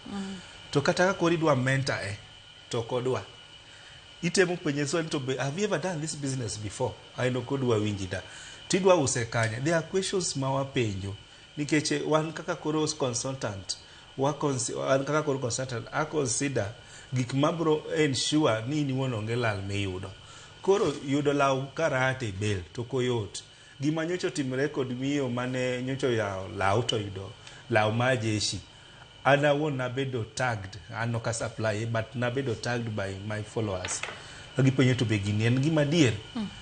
So I reached out to the lady myself nikech rumors no dhi mang'eny madhano twist gino mondo gi discourage others owacho neno won no deal kod combats. Iwinjo combats woke bel inyalo yude bel ma China inyalo yude bel ma UK kata Canada. They are specific countries makelo combats. Combats nitie bel motingo jackets tupu combat, nitie motingo full pengi malo shorts katango, nitie combat motingo t-shirts jackets ango. Bakumio ni wacho ni adier bel no to no en combat jacket. You know the narration ni no yudo gima no kodwa. But en wono ko nan bel mano yudo. No deal kod combat but chieng no to no konwange malera ahinya. Koro samo kinwange kolera ahinya. To ana won Chris mitumba bel sami bel. Ami bel tinge maber no anto kuma gibedo packed waonge ga. Ta oro nto ok marach. Wawuoyo kodi. Ni bel ni na mi galof prare ogareyo. To sote mondi properly adimi nyalo uso from it. Tingi sana anto manwanga around 30 pieces manya uso mami ya pesa. Tako neni usa mzigo ni kiso use kuma wangi chope mana kaka nende colleague okoni Stacy ni kumichope no. They wachana anta use ausa ok mana kod 15,000 to ni mia le bail ni 22 watemo nango ako ni orra pesa no ami mzigo machielo koro ana won wadhi balance loss no kodi mana kod heshima lakini ngato to dwaro bedo rude odwa yanyi ledia odwa posti Facebook jaku ango koro ngeni kidhi gi yo moro machielo mabedo rude no koro wabe wanya accept koro wadhi yo no nikech yo mangato kosega posti mowuoyo komi marach tayari solalo heshima manyo ingo. Koro kisola la heshima amo mikora kopeseta sela la heshima. Donkora waidhi gi yono mabe okwang kunyi. Yeah. To kamana nyado no adhi county ma Migori bende wawinjie kutendre kod ohala ni to johala ma Migori to time nango nyakwaro mgajwa. Inga jo isa diambo anya sakwa. Mitumba ero kech beche iber. Nengo wang'iyo mategno kata ma mopoko ogina ahinya. Sirikal okelwa mtumba nikech okonyo nyaka jomodhier to ma ok nyal. Mtumba wang'iewo nikech samoro lwedo ni chien. In gi pesa moro matin kigo kwandi gi Kenya masani en ni mtumba beche ni piny. Kidhi e ready made idhi do ka ng'ato ng'isi over 1,000 1,000 kadhi mbele. To mtumba tidhi yudo gi 100 kata gi 150. Koro bedo mayot ne ng'ato mondo mi kik iwuotho duk ting'iew mtumba moloyo dhi ready made ma ok inya afford samoro lweti ok ochopo kanyo. Sama ng'iew mtumba ok ja mtumba adier mantie ok ing'i kuma gino ae gi kako serwak. Ing'iyo ni to gini pod onyalo konya kata pod onyien maromo nade. Ok ing'i ni oae piny mane ki olose Kenya ki olose oko China. Mago gima paro onge ne ng'at madhi ng'iewo mtumba. Chutho nikech mtumba no konyo ji mang'eny. Oningo yawe obi mondo mi okony joma moko be ji ok romre. Jaluo wacho ni lith lwedo ok romre. Mano be kaka dhano modak e piny ni chalo. Mtumba oningo be ni biro nikech okonyo ji mang'eny. Osavo from malo nyaka piny. Ino kata ng'ama nigi pesa no pod inyayo iyude iromo makode mtumba. Koro wakwayo mana ni mtumba obed biro giyaw ne mtumba nikech okonyo ji mang'eny. Nigi capacity manyalo los industry mar lewni mawuok mana Kenya ka, to bini Kenya pok okawo atua mondo gilos lepwa mwanyalo bedo godo. Omiyo wanyalo wuok oko mo mtumba donj ka, kech mitumba no be ma jopiny yudo gi bei mayot. That's why momiyo wang'iyo mtumbni kendo wawuotho gi mitumbni. Mong'iyo e yor mtumba, ing'iyo law moro at least ma msungo sarwako mokoti ahinya. Nikech gik mineno warwako gi gin gik manosarwaki gi miluongo gi ni mtumba. Koro wang'iyo quality mare. Nitie moko mosati ahinya moko wanyal ng'iewo, to nitie moko mabeyo ma pod ji ng'iewo nyaka sani. Koro jo Kenya odagi wach mtumba e piny ka. Neno ko pogruok nitie nikech mtumba en beche yom kabisa. To law ma ready made beche tek. Koro momiyo Kenya nigi chandruok kendo Kenya odhier emomiyo ji dhi e mtumba ji ng'iewo. Kenya pod onge gi capacity mar los industry mag lewni mamedo maginene ma ginyalo loso ne jopiny. Onge tiende mondo giban mtumba nikech mtumba no ema miyo dhano bedo gi ngima mayot momiyo ji ringo dhi e mtumba. Mano kanyo en kaunti no ma Migori. Kabende wadwano wadhi Kisumu wawinjie ahinya to kotenre gi yore magi tiyo godo e mbui, e uso, bende wang'iye ni to marketing gitimo nang'e kaunti ma Kisumu. Wadhi achiel kachiel. Agri Omuhango an Muluya to koro adak USAID. To kaka adak USAID natiyo ga taskis lakini katich no rumo koro naneno ni okanyal mana bet. Koro ema achako ohala mar lewni. Koro USAID kucho naneno ni we abi Obunga kae mondo tim ohala no mar lewni. Okay, ochumi masani ok ni dhi maber nikech ka customer biro nyiepo to wacho ni lawno en expensive, koro nyaka reduce bei. For example, ntie manyalo ko biro penja ni lawni pesa di, ang'ise ni en 200 to ogolo 200 no. To ntie moro ma dhi wacho ni onge 200 an gi 150. Koro mokwongo cha ogolo 200 okawo, to moro ni wacho ni onge 200 and gi 150. Koro awene gi 150 mondo chieng' moro oduogi. Kaka bagen kamano 150 mano romo. Koro third customer kendo nyalo biro tang'ise ni 200. Koro ng'eni ni mana kamano en mana wuoyo. Nikech king'iso gite 200 nitie ng'amok nyal chulo 200. Koro en mana 150. Okay, mokwongo kasekelo bel to kasechopo kode yot, koro agole lewni te akawo mar kamera kando, moko gi aketo kando. Koro like mar kameras ntie kuma atero nega mamok motiye, jogo nyalo afford nikech bei en malo. To koro mabei mapinyni akelo kanye kae. Koro mang'eni mabei ni malo ka ema miya profit mang'eny. To koro makae ni en mana medo e profit no. Okay, for example, inyalo dhi kawo bel mar long kata wachni mar nyathi. Koro ng'eni ok nyal ng'eyo gimidhi yudo iye. En mana e bel no ing'iyo ga gi oko. Maybe kineno en black tineno en mada. Koro onego bed ni en mana colored, lewni mabeyo colored. Eminyalo ng'eyo ni ma nyalo golo pesa maber. Okay, challenges gin like kwa mfano customer nyalo biro wacho ni onge gi pesa midwaro no, en gi pesa matin. Koro ng'eni seche moko idhi nene ni uruma timi imiye lawno to wacho ni pesa modong obiro kelo kata kiny. To sometimes okokel, maybe kata olokoyo. To ka en customer moro maber to kakiwene kamano kiny no okelo wacho ni balance ni asekelo. Koro en challenges en mana mar customer wacho ni en gi pesa matin, owene kama kiny oduogo kelo pesa no. Koro yudo moro kokel to moro kelo. To uchulo osuru e yo mane? Okay, ntie jok makalo ga kae. Kagi wacho ni gin jo ushuru.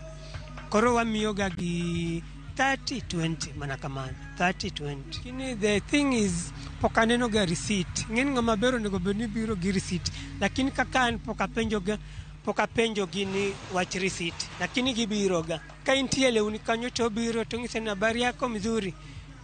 Sisi ni watu wa ushuru. Koro imiyogi. Kaen 20 no kata kaen 13. Rokamana ahinya Hannah Miloya mawacho dholuo to kamano kuom parono kelowa bende twak e wechego mag usuru.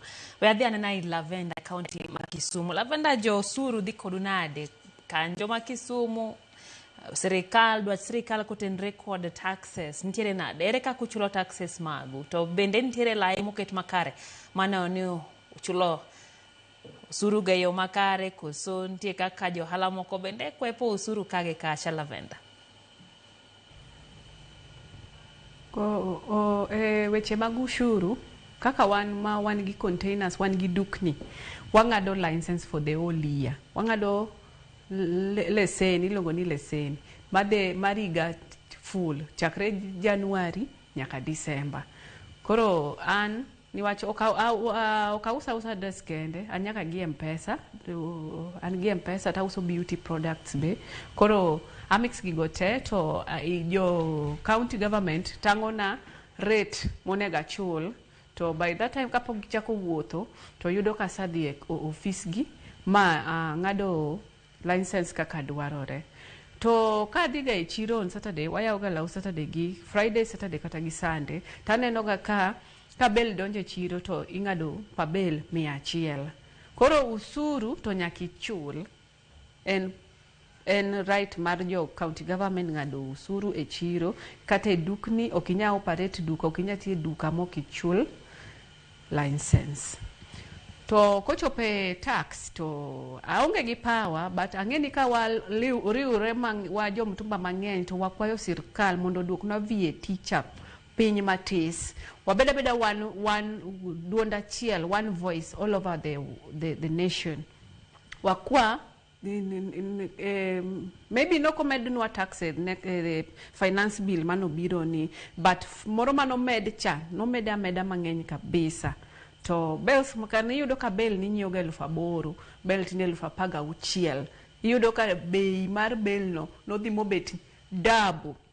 Moko yudo ka chopo nyaka triple. Koro de an gi nyalo to dwan gi ng'at manya winjowa manya chung'nwa mtumba masa gombo ga bet gi union mar ni walos union ka jo mtumba each county, alafu koro wabet gi representative the entire nation mar Kenya mani gi voice manya dhiga ir sirkal mangi sirkal ni wakale magi kama niwach samoro yudo ka joloka go kaka jo China kawa yugi modonga China takataka yote to gi pack to gi uso bei matek tioro Kenya kae ma yudo ka ng'ato ya obel to stress nege paro nege kumo bete chiro kanyo. Donge manyiso ni anasa neno jok ma mtumbo duoko dala mo ochamo pesa gi te.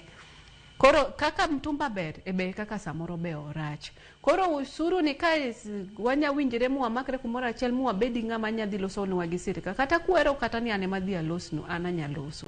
Ang'is gini ya mtumba wuok kama to bei manu medo tax mano miyo mednwa bech bel mo ochuno wambe wamedo bech law. Anachako uso law ka uso marinda majaber ma kamera magoyo kamera ir ng'ato 500.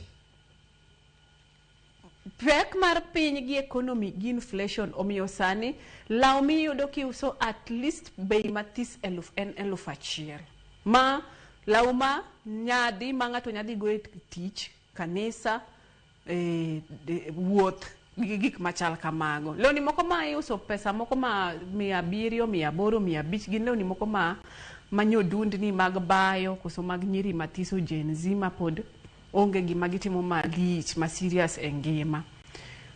Usuru to nyaki chul kinjo ohala, nyaki bet dhano ma responsible, nyaka ing'ad license kit use duka. To ki use chiro kipetho e dier ot nyaka ing'ad license omi receipt. Niwach chieng' moro jo receipt bro wuotho to gibo yudo ki uso ga kanyo higni go te tionge kata karatas achiel matang'o ni in responsible, ing'ado ga license mag daily go. Shida na kende en tax manomed VAT ni. Kan ginya duoke piny kata matis tu anya goero kamano malich cause mano dhi mbeko ngima matis to dhi mbeko ne jok mauso nwa mawaro bells to gonwa kamera yawnwa kamera be ngima to in return dhi affect customers maber niwach sani gik moko idho ok inyal nyisa ni idwa nyiewo law tiwe nyiewo mogo kata mkati ne nyithindi e ot nyaka I choose priority gi right koro kaka no med bech bills VAT no med to med bech bills gi import duty ema no affect kaka nwa affect kaka wambe sani wa uso law an kinya keta sani ni abed voice alos gi jogo I have everything I can talk to anya wuoyo kod git mondo gi winji magi elewa gima autemo explain mawacho ma affect mtumba osabedo affected ka ng'iyo igni 5 mokalo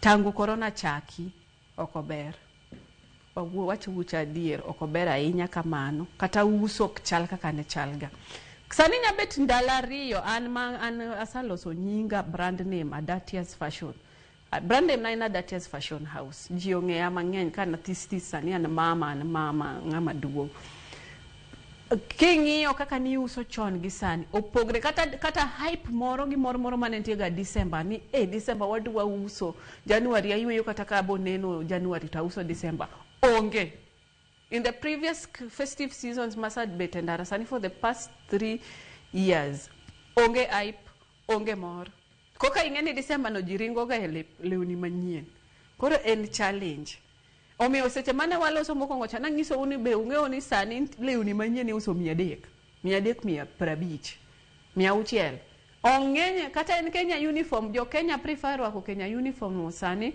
moko especially the younger generation niwach mane maginya afford an auso ne jok mama chua ng'eny gi mano miyo pod an simba pod achamo ring'o pod lum okanyaso e dhoga iwach na choose clientele market na choose jok madongo ma responsible mong'eyo gimitimo ok inya uso kila kitu lewni tata uso sindiria t-shirt longe dress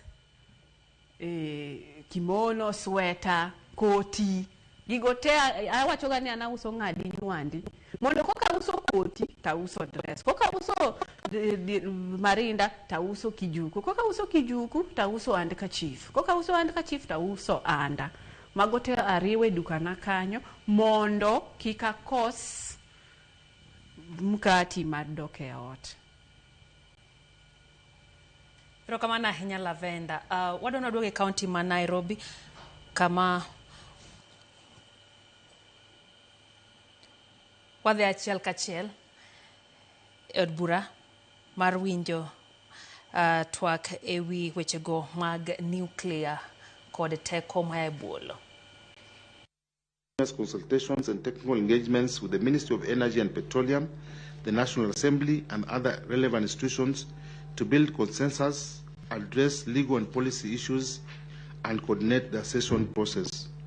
Fourth, NUPEA conducted public participation on the proposed session, analyzed stakeholder comments, and convened a national stakeholder validation meeting to validate the cabinet memorandum and sensitize the relevant stakeholders on the provisions and obligations of the 4 conventions. Following validation, the cabinet memorandum was finalized and submitted to the cabinet responsible for energy, who subsequently forwarded to the cabinet for consideration and approval.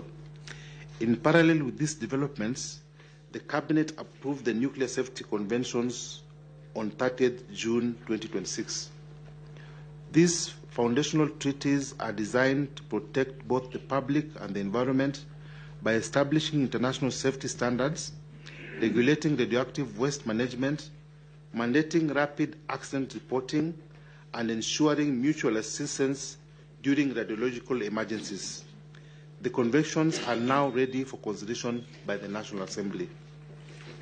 Acceding to the 4 core nuclear safety conventions is a strategic necessity that positions Kenya as a responsible, legally compliant, participating in global nuclear governance. This commitment unlocks vital international investments by signaling regulatory maturity, while simultaneously establishing a rigorous peer review safety culture and mandated long-term protocols for radioactive waste management. Furthermore, accession secures Kenya's inclusion in a global emergency safety net, ensuring rapid, specialized assistance during radiological incidents. By adopting this comprehensive legal framework, Kenya effectively protects its citizens and the environment while building the institutional stability required to advance its long-term nuclear energy and industrial goals. The conventions will contribute greatly to enhancing nuclear safety within the country and the East African region. The first issue, Chair, relates to community engagement and public participation in Siaya following the Nango Sakwa protests. The first issue under this head was elaborate on the measures NUPEA has taken since the Nango Sakwa protests to strengthen community engagement and public participation in Siaya. Response, Chair. Following stakeholder concerns and lessons from the Nango Sakwa demonstrations, NUPEA and KenGen reviewed and strengthened their stakeholder engagement approach by shifting from one-way public awareness to a partnership model founded on dialogue, transparency, trust building, and continuous engagement. Key measures undertaken include, number one, development of a structured stakeholder engagement framework aligned with IEA guidance, incorporating stakeholder mapping, engagement map planning, grievance management, monitoring, and continuous improvement.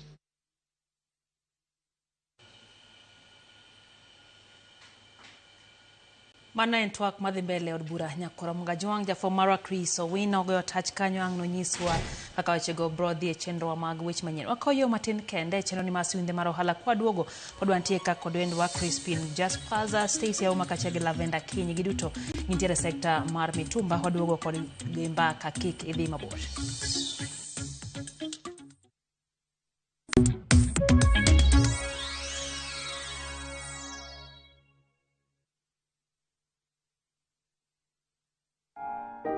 Mungu, asante kwa siku hii ya leo. Asante kwa kuniamsha asubuhi. Asante kwa baraka na neema zako. Asante kwa wema na fadhili zako. Umekuwa nami kwa mazuri na mabaya. Niwezeshe nikupende zaidi, nifuate ahadi zako, kwani uko na mipango mema kwangu. Amina. Dial *811*404# to get Mungu as your skiza tune.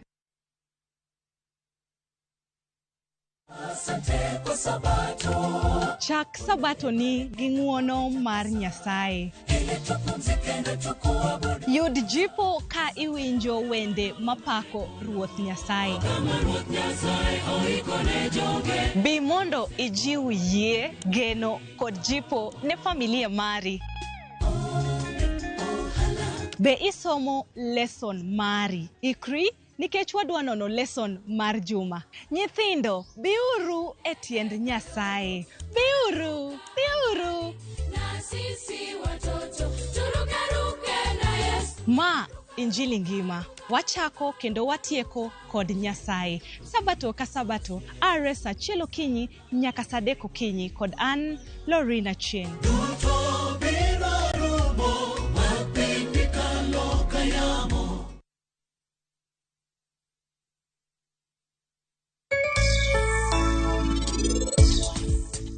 Gimoro achiel manyaka wayego ka ni samoro Sanjo yo wangi pari to kendo nodwa ni mondo riembe odni to be unu neno kaka pari ko yudre otego moro amora matin.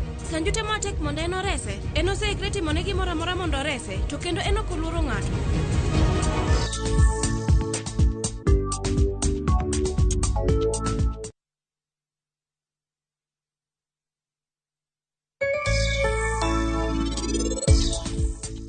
Gimoro achiel manyaka wayego ka ni samoro Sanjo yo wangi pari to kendo nodwa ni mondo riembe odni to be unu neno kaka pari ko yudre otego moro amora matin.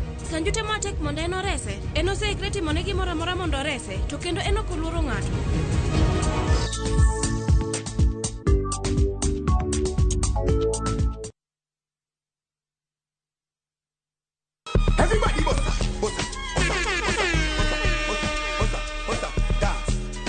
wakelo ni nyasi e ot kama intiere. Wan gi jothum manigi huma kod thum mamit moloyo. Wajanja meditate puonjo ji gimoro ganda ma okeo jo Kanyada. Kae ema mor nitiere. Giko juma ka juma, mana Ramogi TV, Lind Ramogi kod DJ Kolo, tayo ni chenro maliet mar thum Dagmor. Ngeso ka ngeso, Sang'wen otieno.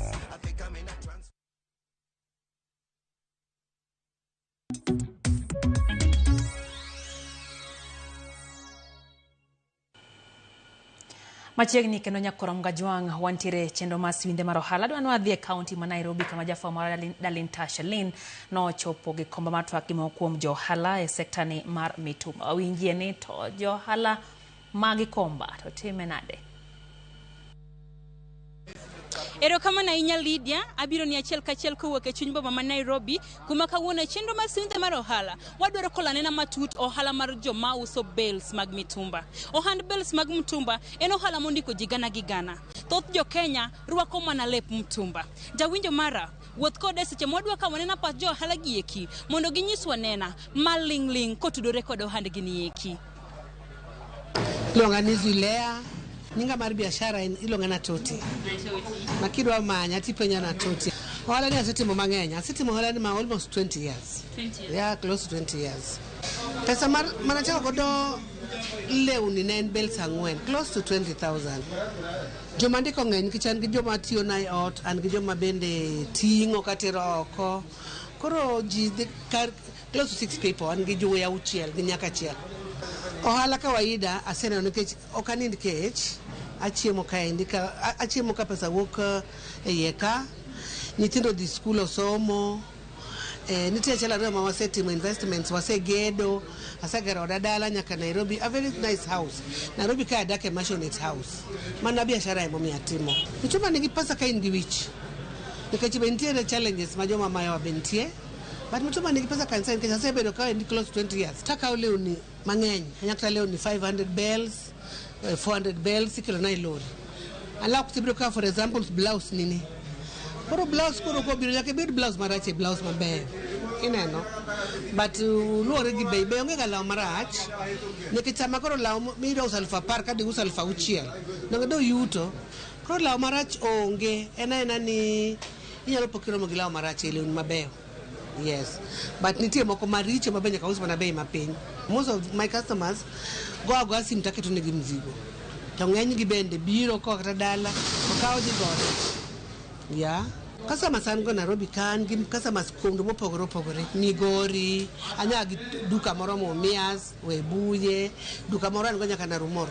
Koro ang'era, msika ni ong'ere. Biashara ka number 1 nitie customers moko ma awatni aka koro up counties ngato biro uchako kode biashara utimo biashara maber ubedo friends bang mano bro holi kose holi mzigo to hoi timi mzigo nyalo dhi go moko chula kaka sani as we speak nde jok manase miyo mzigo no dhi go up counties ma ok no chula koro mano bende na chiel kuom shida ma wayude biashara ka nicho medwa ushuru koro kama go eko kuno sirikal nyalo neno weche mag usuru kiket ma mzigo bei mamala ahinya importers kose chopo sama koro dwa clear mzigo yudo ka clearance nini duties odhi malo definitely wambe dhi medwa biashara koro ka sirikal nyalo maro nyalo konyowa mano nyalo mor hala oluoro wizi nyaka bed ng'ama jaratiro kata an kikomba ka auso ka building wani luongo ni biashara annex ane second floor an gi mzigo mar China, an gi mzigo mar Canada ema adwel go ahinya.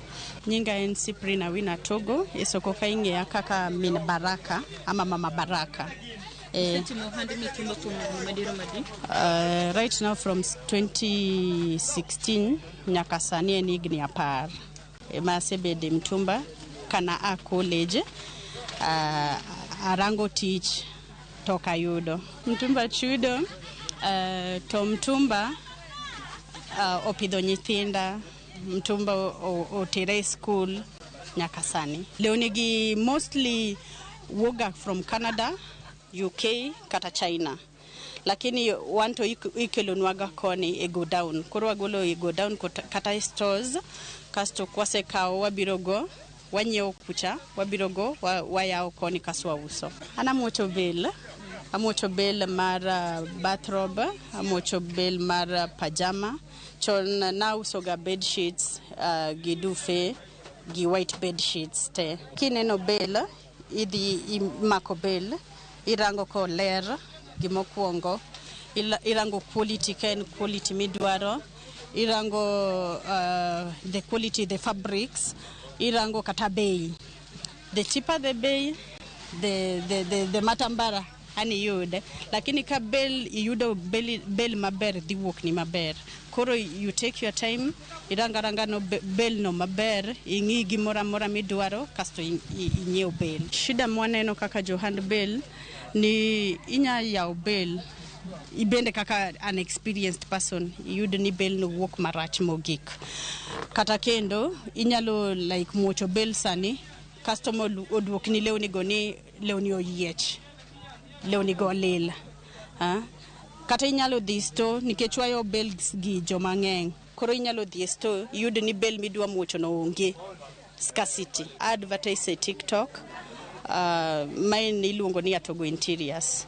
Koro advertise TikTok, samoro yuda Facebook, samoro yuda WhatsApp.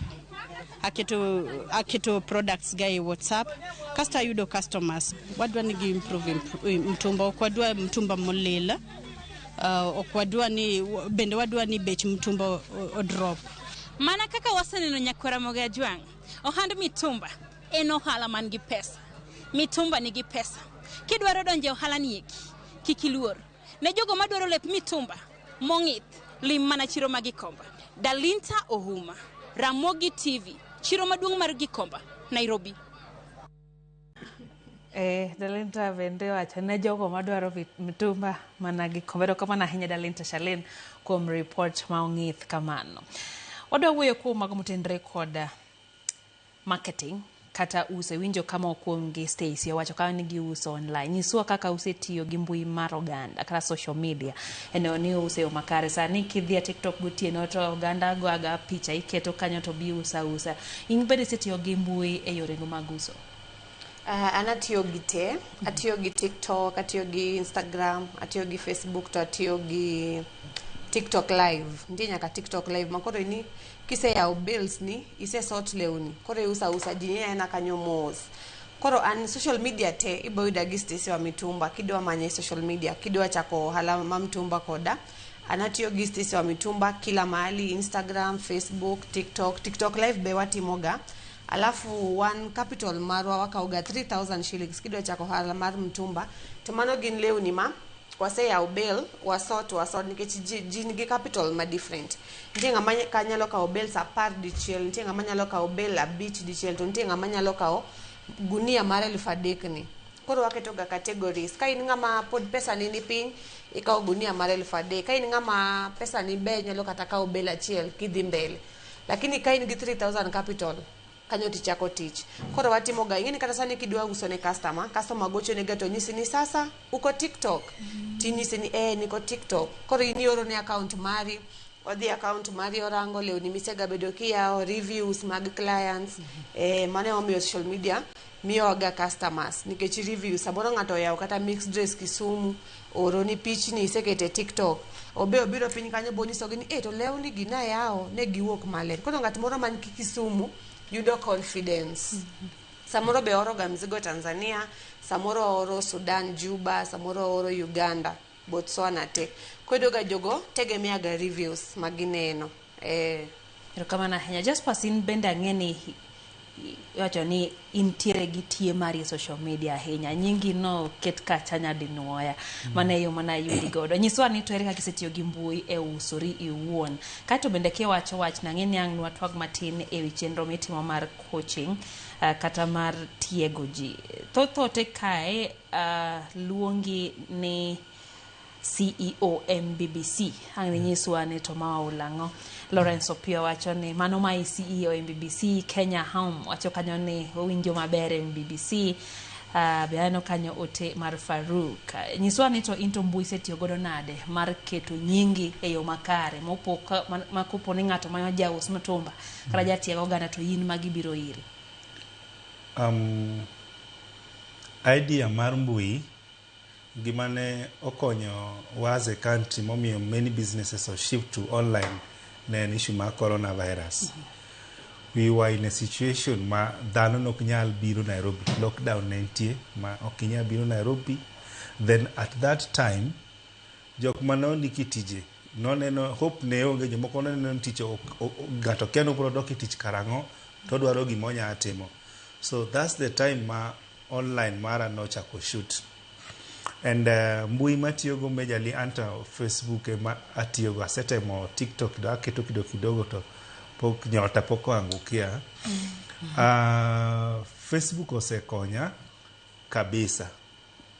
To gimomiyo Facebook osekonya eni an ng'ato ma adil gibitu by a different path ni mara offer mentorship, and every time I post articles ma puonjo jogo man kod gombo kendo kata kialo Facebook account mara mondik ni Mitumba Bells to ineno notes. Most of the time okana kana ng'ato ma keto bells kede piche bells to I call it a day. I'm mentor to gima chielo eni gimogera kabisa momiya network mo grow. Ntie page kanyo mara mosani grown gi 85,000 followers. Eni ayudo referrals from jogo ma semiyo mzigo mok maber, koro gine magiusa ginyalo refer ng'ato to my page. And then another thing mabe omiya advantage en ni ginyiso ng'ato ule naye wanga anafunza customers before wapatie. And I'm very strict on matters mentorship nikeche okaero lawama. Ingin online benen gi some disadvantages. Ni slight mistake nyalo miyo ng'ato kuomi marach, bed tag negative, alafu nyingi spread within 1 minute. A simple comment moka of 5 minutes no obedo read with more than 10,000 people. Kata koka ge react but obedo read. Koro I do try my best ni kika yude ni state manyala affect MBBC. MBBC manisha Mitumba Bell Business and Mentorship. Mitumba Bell Business and Mitumba Bell Business and Consultancy. Sorry. Rokamana hinya nyiswa ni to iwacho ni imiyogi bills kati puonjogi. Igolo bills di achiel kachiel koso ikawgi koya e pacho kaka gisechopo ne ito ini dhe kawgi koso igolo gi direct ni contact oko? Two parts. Ntie contact maka oko to ntie contact mika locally, and those two parts bedo affected kodo gigmanyinyo ni taxation obedo malo mati. Koro there's a time manyo wanyalo kawo oko to kilo, but there's a time ma wanyalo concentrate so much locally nikeche locally advantage ni nyalo dhi go down. Mi select for yourself mondo kikibed gi cases no woko marach otimango. Unlike the other part manyaka ikila direct in katakanad to bedonad. Koro I do the two parts. Rokamana hinya adhir Lavenda. Lavenda nyiswa ni to weche gi mag mbui into gin mage mitiyo go ahinya mithoro tiyo go bed Facebook bed TikTok to ere ang'eno wachako kiwacho ni ng'enyne ong'eye mbui. Okenge mage misekawo mane ni nyingi odong' makare e pacho ganda kendo pono ni ntiere ng'ato masamoro nitie gi review ma okare. Ere kaka ichopo ire mano ni iloso nyingi kopo poko kethore ahinya kaluwore ni nyinge ma ng'enyne chiemo ge ohala? Mokwongo nying maber emi chiemogo.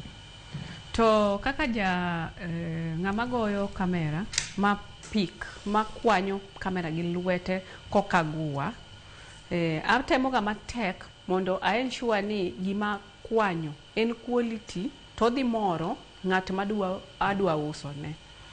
Adatia a brand name mana create over the years mar uso lao.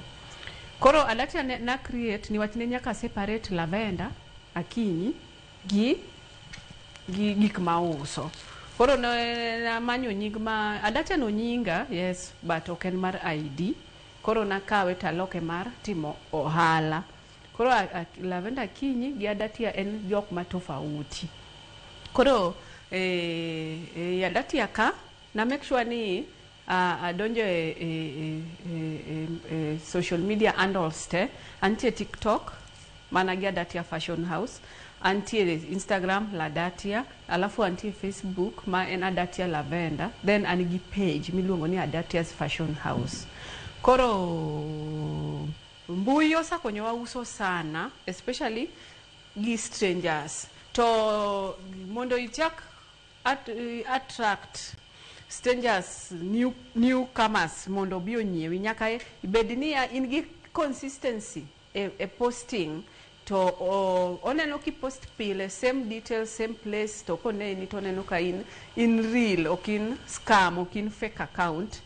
To mane ma build trust in them, to gitemi nyadichiel. To kotemi nyadichiel, to iuso negi maber, to obo duogo, to kosa duogo, to chako recommend osiepne, ka osiepne oneno ki orwako gi maber, to nyise ni anto gini nagolo Kisumu iri nyako moro naromogo Facebook. An gi customers mang'eny masa uso ne kata higni 8, po akia kata kako chal physically. Waloso ga mana e WhatsApp.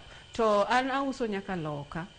Ido ka ng'ato nyiewo gik moko, onyo wacho ni nani biro, osiepna moro biro, kobiro to ndika pas git, keta gika e bag achiel, kobiro to obo pik gika. Koro gik maber, gimana kaka nawacho ni gima ber usre kende. Giki maber miwaro go, mikelo to imoro go customer, ema miyo iloso nyingi. Both physically ka ng'ato walk in e duka, gi online ka ng'ato nyiepo e simu. Koro mbui to sakonyowa uso sana, especially time mane pandemic mar corona omako piny, nwachako concentrate sana e mbui, niwach ji nok wuoth, nente restrictions mane mono ji wuotho. Koro mbui is very important, to it involves a lot of honesty, adiera, nyaka ibed jadiera. Kala red, make sure ni kata ka simu otemo gole kala orange, explain ne customer ni anto lawni lighting ne rach, but lawni kala red, rangi ne makwar. Koro kikipar ni en kala orange, en red. To ka en blue, tingisa ni en shade mane ma blue. Ma koro kata ka obiro ok ni noneno ka law lilac, to kochopo to en navy. No. Ibet jadier, ingise ni simu gi lighting, niwach lighting go picha, kaka kasawaro go kamera to nyaka ket gi piny, ka udami manekin gi simu aywe maler achak go picha. Tiyudo ka samoro settings mag simu ok gol rangi law kaka ni dwaro, ogolo rangi moro. Koro ka isang'iyo gi ng'ato kata ng'ato penje, tingise ni law ni to en kala machal kama, kata ka en red orange, en red maroon, en red mohore, koso en red ma light. Mago te nyaka ibed i-explain. Mbui is very important. Tagone jok ma sarumogo tetetero kamano, mbui emosagola oko sana. Erokamano ahinya Lavenda. Wadhi e kaunti ma Siaya korom ga jong'weno bode wawinje kotenre kod ohala ne koya e kaunti ma Siaya. Erokamano ahinya Lydia. Kawuono ni eri e siwinde mar ohala kwa twak e wach mar lewni mag mitumba kata ohala mar mitumba. Ka mitumba gi eki magi gin lewni ma kalure kod ohala e chiro mabondo ka eri gin lewni mirwako e tielo mar ariyo. Ka bende nying mong'ere go ka eri malong'o kabisa en ni lep omboto kata ohand omboto. Koro odiochieng' ma kawuono ni kachiel atudora ka eri kod jo ohala mag mitumba e boma mabondo, ka mana kachiel ang' amigi thuolo mondo mi gifulnwa to gisetimo ohala ni kum thuolo marom nade, to chiro chal nade, to bende ne giyudo lesen, kane giyude to ne giyude yo machal nade. Koro mana kachiel ang' ichak gi nyingi kirango kamera tipimnwa ni to ohala chal nade ka eri. Iluonga Millicent Omuonyo, anya game. Aloko hand mitumba e bondo kae. Nadonjo hand mitumba ni 2018. Tadonje ka onge gi gima timo, tan gi nyithindo madhi school. Emomiyo nachako hand mitumba. Kadonje mtumba ka donjo kaka single mother. Gie chakruok chien kacha ne ber. Lakini gie sani wan gi challenges mang'eny kabisa. Mokwongo wabed affected kogolwa kama ni wausi okelwa ka. Wakere jomoko ni koni, jomoko ni endara, jomoko ni koni. Ohala ka chok kamoro achiel, teka sales nyalo bede maber. Ok wan kamoro achiel, wan jomokere. Wabed affected rachnwa. Jomoko bed affected nyaka sani gini e dhoudi. ma kaka ng'ama dhako lok onge emomiyo nodok e dhot. To wapar ni ng'ama dhako ema bedo empowered nikech ng'ama dhako ema tero nyathi sikul, ema chulo rent. Most of us were single mothers. Koro nwabedo affected kanyo rach na nyaka sani. Kake chiro mar mtumba kanja kom mar welfare. Ok en gima yot nwa kabisa. Kaduoge challenges ma wan go wantiere open air. Machieng' chamowa to koth goyowa. Sales mokwongo ni piny sani. Lawa Nairobi gi nengo mamalo gi taxes gote kochopo ka idwa use pesa miyore go ok use godo. Chuni ni bro gojek, wase holo pesa mar jolango, wase kao pesa pap makoro chopo ni kineno ka sach ja pesa pap romo to chuni ni ringo. Koro samiringo ni chien ka bende nego bed ni use ok en tich mayot. Koro gima duong' ni wan kaka wan mine mag jo mtumba wabed empowered gi serikal maduong' gimiwa pesa mondo walokgo nyithindo dhi e sikul. Kamana inya ibende anga mi thuolo. Erokamano ni Lydia, an iluonga ni Monica Ligawa, awuok e dala mar Bondo. An ja mtumba kendo an organizer ma jo mtumba ma Bondo te. Challenges ma wan go en nan bel sani wakawo bei matek ma kata kikawo loan to pesa no ok inyal duogi dhi chule ka in gi shida. Mar ariyo ne wabedo displaced. Ogolwa kama ne wause kamoro achiel koro dok okewa nikech chiro ma jo mtumba bedgo maber margi onge. Koro jo mtumba ng'eny gi mana kaka wan nyandwadwa wacho wakere kendo choko jo mtumba sani ok en gima yot.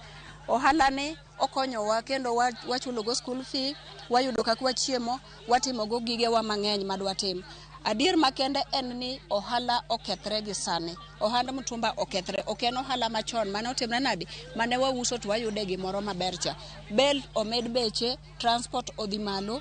Koro wakwayo sirikal ka giyie to gidonje e wach mtumba ni mondo gikonye jahand mtumba kamoro amora i Kenya mzima. Akwayo kamano. Koro in kaka organizer ok ngekno mana matin ka bende jogo madonjo ohala ni kod lesen.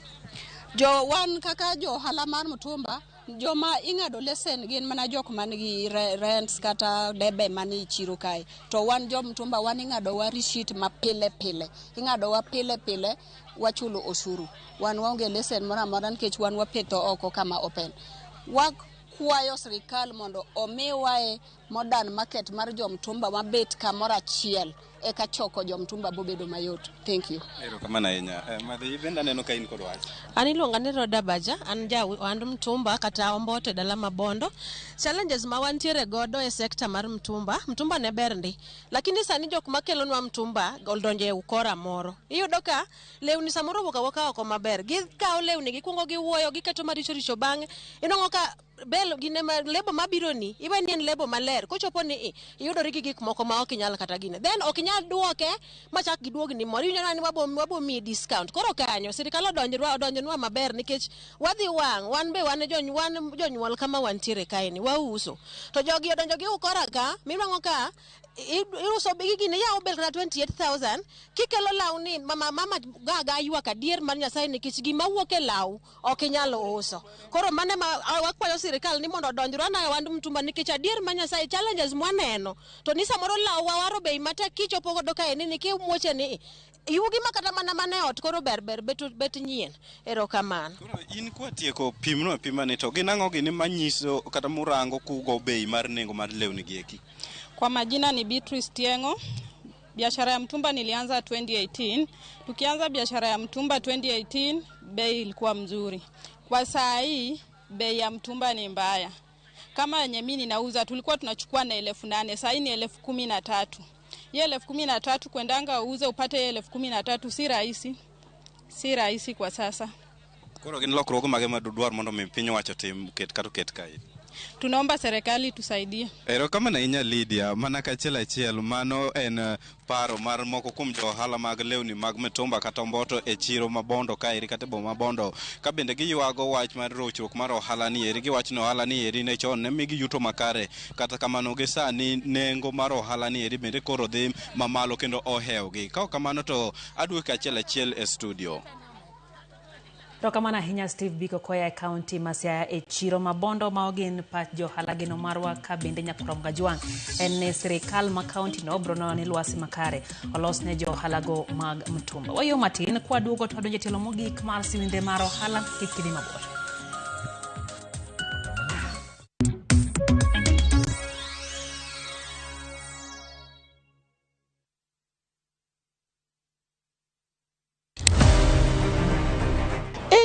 woman can be Mrs. Ombaka, but not any woman can be Dr. Ombaka. Gin mine ma bende osebero ngima magi ka bende gijiwo joma moko otim kamano. Madwani mondo wajol joma mine, watieg joma mine, mondo kwan joma mine mantie telo obed mang'eny. Gichiwore mar mako lwet jogo mawuok tokgi. Sa ochopo manyaka wan mon ok wanyal timo demonstration. Twanyalo timo sit in. Watemo wacho ne nyithindo manyiri ni kaber to konego bene oringa kende ka wiye bare ni to tina chom kanye ka nitie gima thage to yudo ng'ama miyo mosewuotho yor nieri to penjo wach mantiere. E chenro ni mar mine wacho wakelo mine mantiere gi lony mopogore opogore. Tudi koda juma ka juma tich ang'wen e chenro ni sa 3 mar otieno.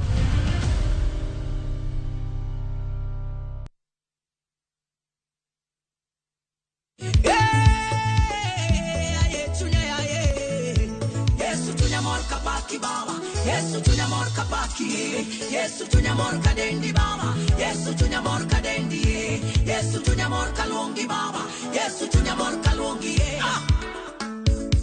Kidna ruoth. Mondo mi yud wer mar tomit na kaka skiza ton mari di star 860 star 418 hash. Parnia Ramogi TV en ot mar jower duto te.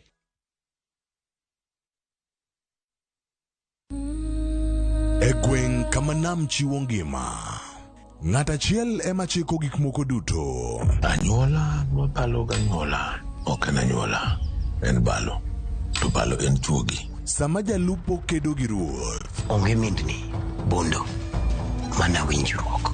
bedo maonge geno nyalo miyo ji okedne ngimagi. An natimo gima miyo moro amora nyalo timo mondo res go ngima mar nyathini. Kata ka ng'ato hinyore, nitie sigeni moko ma ok nyal nimo. Nambe winjo kaluonga, nyalo nega. Kendo en adiera manigi teko mar ketho pinyruoth. Rembo wuoda ni e lobni. Okepi. Nam wiye ukwil. Bwana nam kau gima dwaro bwana. Bwana obro mnang'eyo samose kau. Mirima, tich abich kod ngeso, saa 1:45 otieno. Kik bai.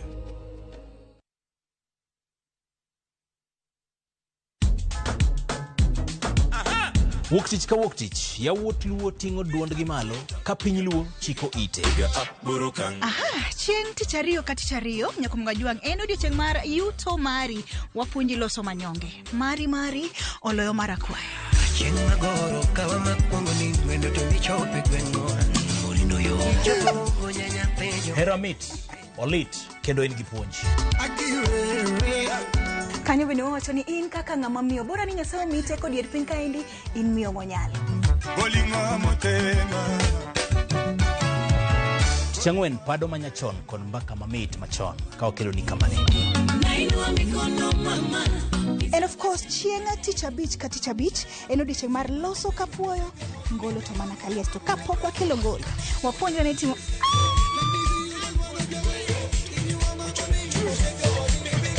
Ma en Macdan.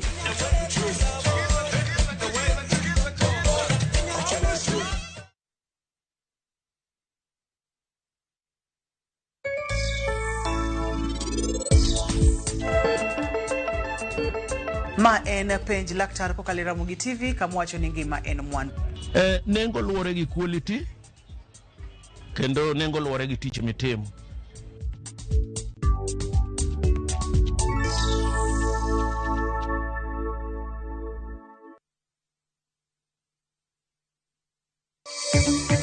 Wakati tulienda negotiations zetu zika collapse na kizingiti kuu ni governors hawataki kuimplement CBA.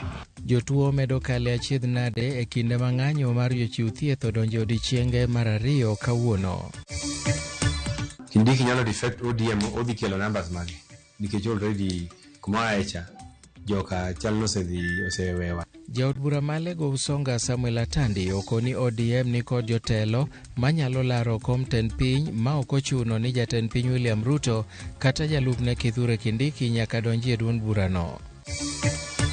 The goonism that we are witnessing everywhere, but on the side of our security, we have started a thorough crackdown. Tendo bila ma Homa Bay ogolo siem ne rowere madonjore e timbe mag njore ka County Commissioner ma Kisumu bendo jiwo jonyuol mondo rit nyithindgi makare e kinde ma sikunde olor mar geng'o gi donjo e njore.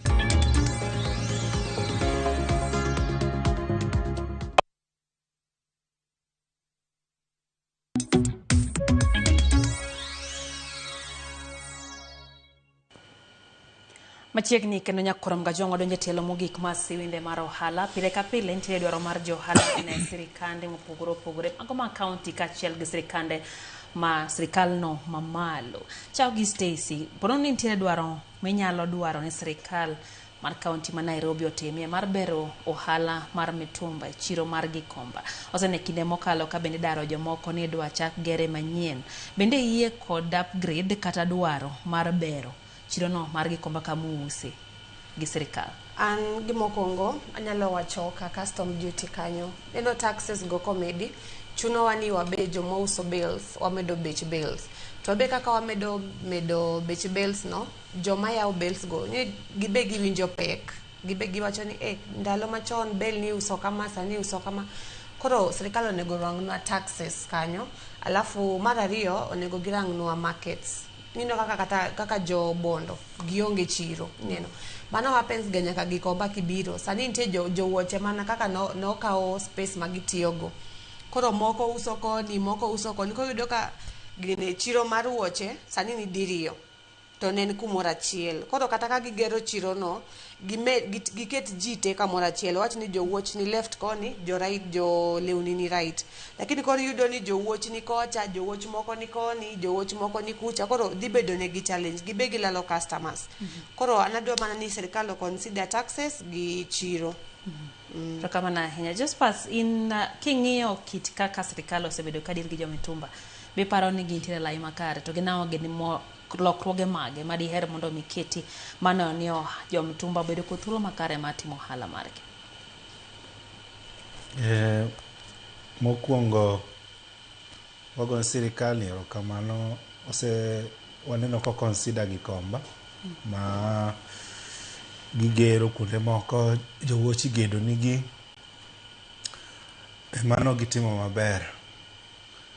Osuptal be oketinwa kanyo dho pok otieke nyaka sani pok oyawe kuom higni sani koro osebudho mahao 8 months.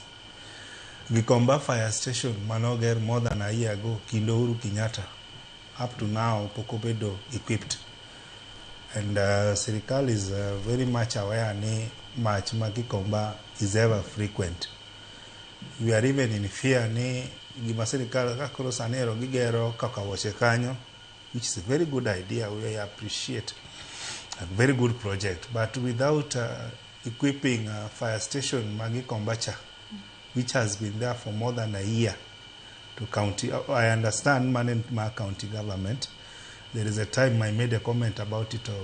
MP Marwa Makam Kunji no wachani osetemo push mondo county government to equip the station to Pokobedo equipped. Then another thing, and now issue bar taxation, especially look aside mar importation kanyo. I understand in your CS Treasury badi no birogi plan maber. Koro kobedo implemented to sato kata koro bedo implemented to gi consider. Then another thing, during Uhuru Kenyatta's tenure, jo China kodo wa Indi no kobedo allowed ni gibed gi own stores gi Gikomba to gi use kanyo themselves kiche gin magi supply wa locally. But as we speak, giso infiltrate. They are back to Gikomba market. Wa Indi go seduogo, jo China go seduogo, and they are now themselves they are running stores. Initially, Uhuru Kenyatta had removed them from the market, no terigi industrial area or other parks around the city. Mondo ng'ama dwaro mzigo to dhi osos kuom ng'eni gi uso kod nengo mapiny. Koro somehow affect jok masani nitie sani. So will wakwayo sirikal ne oduoka jo China gik mane gintie kuchuchu.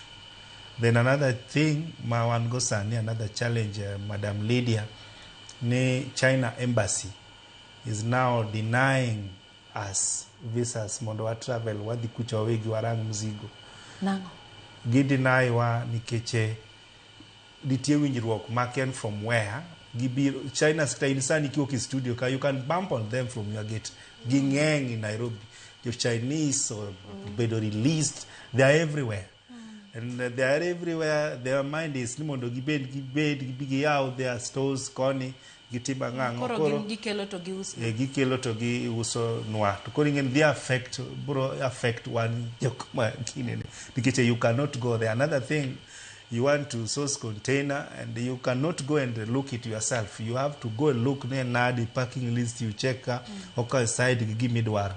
But now the embassy in China you are being denied visa. It is a complaint that is everywhere. I saw my fellow blogger Nyakundi talking about it yesterday. It is something that is there. We are urging the government to look into it. Visas bedo denied to Jomadwaro import. It is a plan. Giwe koro gi infiltrate. Koro aneno kok yot. Sani kidogi ngeng, jo China ngeng gikomba inyalo rumo kod gi more than 10. Was never there. Okwanyal blame this regime, but they should look at it. Jogi odwogi kuma gibetie. There is no reason mondo mikoro gitamwa visas to ginwane ndo kagiwuotho koni Karombe everywhere. To gino gidwano dhikuro. Koro sirikal ngama winjo ma to please consider ni nitie gima dhi marach gi jo China embassy. To kamana ahinya. Saner wacho ni BBC is an inspiration to many, me included with Mr. Crispin. You are safe, my only trusted Mitumba bill supplier. Freddie Odondo bende wacho ni great job Mr. Crispin. BBC is an inspiration to many. Med timo tich maber jakom. Neno ka nyingi bero koka Crispin. Adwa ni wawinji koya ir Lavenda gin lokruoge mage madier ni sirikal otimia sekta ni mar bero sekta ni mar Mitumba kuom dakika 1.5 kende mondo aduogo akaw chieng' chiro. Koro mana kaka wadwa no wacho, the government, sirkal osamiyo foreigners, especially Chinese, access to both local and international market. Iyudo ka ja China omanyo container owaro law udwa piem kode uso tini waro kuomi. Mano rach mogik gikethonwa market. Koro iyudo ka iwero ir supplier to in kaka retailer udwa compete for the same market. Ingeni odhi uso gik moko bei matis moloi. Nango niwach en odich usa gire mano kelo giyudo profit ne. Into iwero kuome gi pesa wholesale alafu korido uso retail mondo yud profit ne. Sirkal mondo gini ochop ne Minister of Trade kata Foreign Affairs. Owe allow, owe miyo jogi opportunity mar donjo kae bete ichiro gikomba. Tinde gintie nyaka Kibuye. Anan Kisumu ka gintie Kibuye. Asana no Chinese Kibuye. Iyudo ka Chinese nigi warehouse. Kisumu ka ouso mtumba. Nade ka jo Kenya timango. Ka jo Kenya timango okan racist, okan biased, okadwa bedo biased racist kata gi kaka ngato nyaparo, but mano kende medo ketho. Jogo ko chak wegi mondo gidonj Kenya ka gibro bet kila mahali niwach gin very aggressive. To ging'eny dala gi kocha magimanyo mana kuonde magidwa dhiye. Koro akwayo sirkal on behalf of foreign Minister of Foreign Trade odonje gino owe miyo jogi access mar bet ka kodwa wapiem for the same market. Erokamano Lavenda. Akwayo. Chal kachiel wadhi Kisumu mar ng'iyo chieng' chiro kaka wuono wang'iyo pap mbuta wanendo chiro no itayo mane nyakwaro Mongajwa. Alo kichiro ka an kaka jakom mar pap mbuta fish market. Waloko mbuta ni osebedo kokonyowa to waseloke pauni ma hikwa mar higa mar 40. Nyaka ne wachake ana donji pauni kapod nyathi matin sani neno ka koro sani an dayo manyiso ni mbuta ni ne konyowa. Kane wadonjo ka nogolwa ne wachwako kong'o i Obunga. To kane pisi kama oneno ne wachwako kong'o to polise lawowa mang'eny. No rech nodonjo. Ka rech nodonjo no nyiswa ni dwa miwa pap, no miwa pap. ne wachako loke bochopo kama sani jo kaunti ong'eye, Kenya mzima ong'eye kaka pap Mbuta Fish Market sich Mbuta waloke pile, en pile ka pile. To koro chieng' chiro maduong' minyalo yudo ng'ata ng'ata en tich ariyo gi tich abich. Wan gi mwatimo ka neno kaka rech ni iyang'e e factory. To chon nitimo gimoro no dumping mwalo kacha. To ne wayudre ni nitie jomoko mok nyal. Ae wadonje. Koro kane wadonje, uduogo bedo gimaber. Nikech gimoro amora takataka yote ma ok rech nigo ohala. Neno kaka ogakla mar rech ni. Chon ni dwaro ne kamoro mipuke. Lakini sani oloso chiemb nguruwe, oloso chiemb gwen. Osekonyowa. Wasepuonjo kode nyithindo, wasego kode mier, mwadakie. Makoro sani to wawinjo matek. Gimomiyo wawinjo matek, rech onge. Jomoko donje nam kao rech tero Nairobi, tero Mombasa. Koro en chiro mong'ere lakini koro yuto mar rech ne lweny. Weche mwakale neno kaka drainage gi waloso gi kendwa. To nego bed ni sirkal losonwa kaka ohala chiro moseng'ere. Gimo kaka taya ni en gima sama tin entie sama tin onge. Wani mudho makata kwa betka joma richo nyalo ga donjo buto mnade mohinywa. Koso mataya ni omiyo waloro chon nikech okwanya tiyo nikech wang'e ni kiwuok molewo jama undu nyalo riti kucha to tumore nade to tong'. Ora kwa sirkal mar kaunti niko yie koneno ni wan dhano e bueka bua ora mwantie ni wadwano losnwa taya, wadwano gernwa chiro.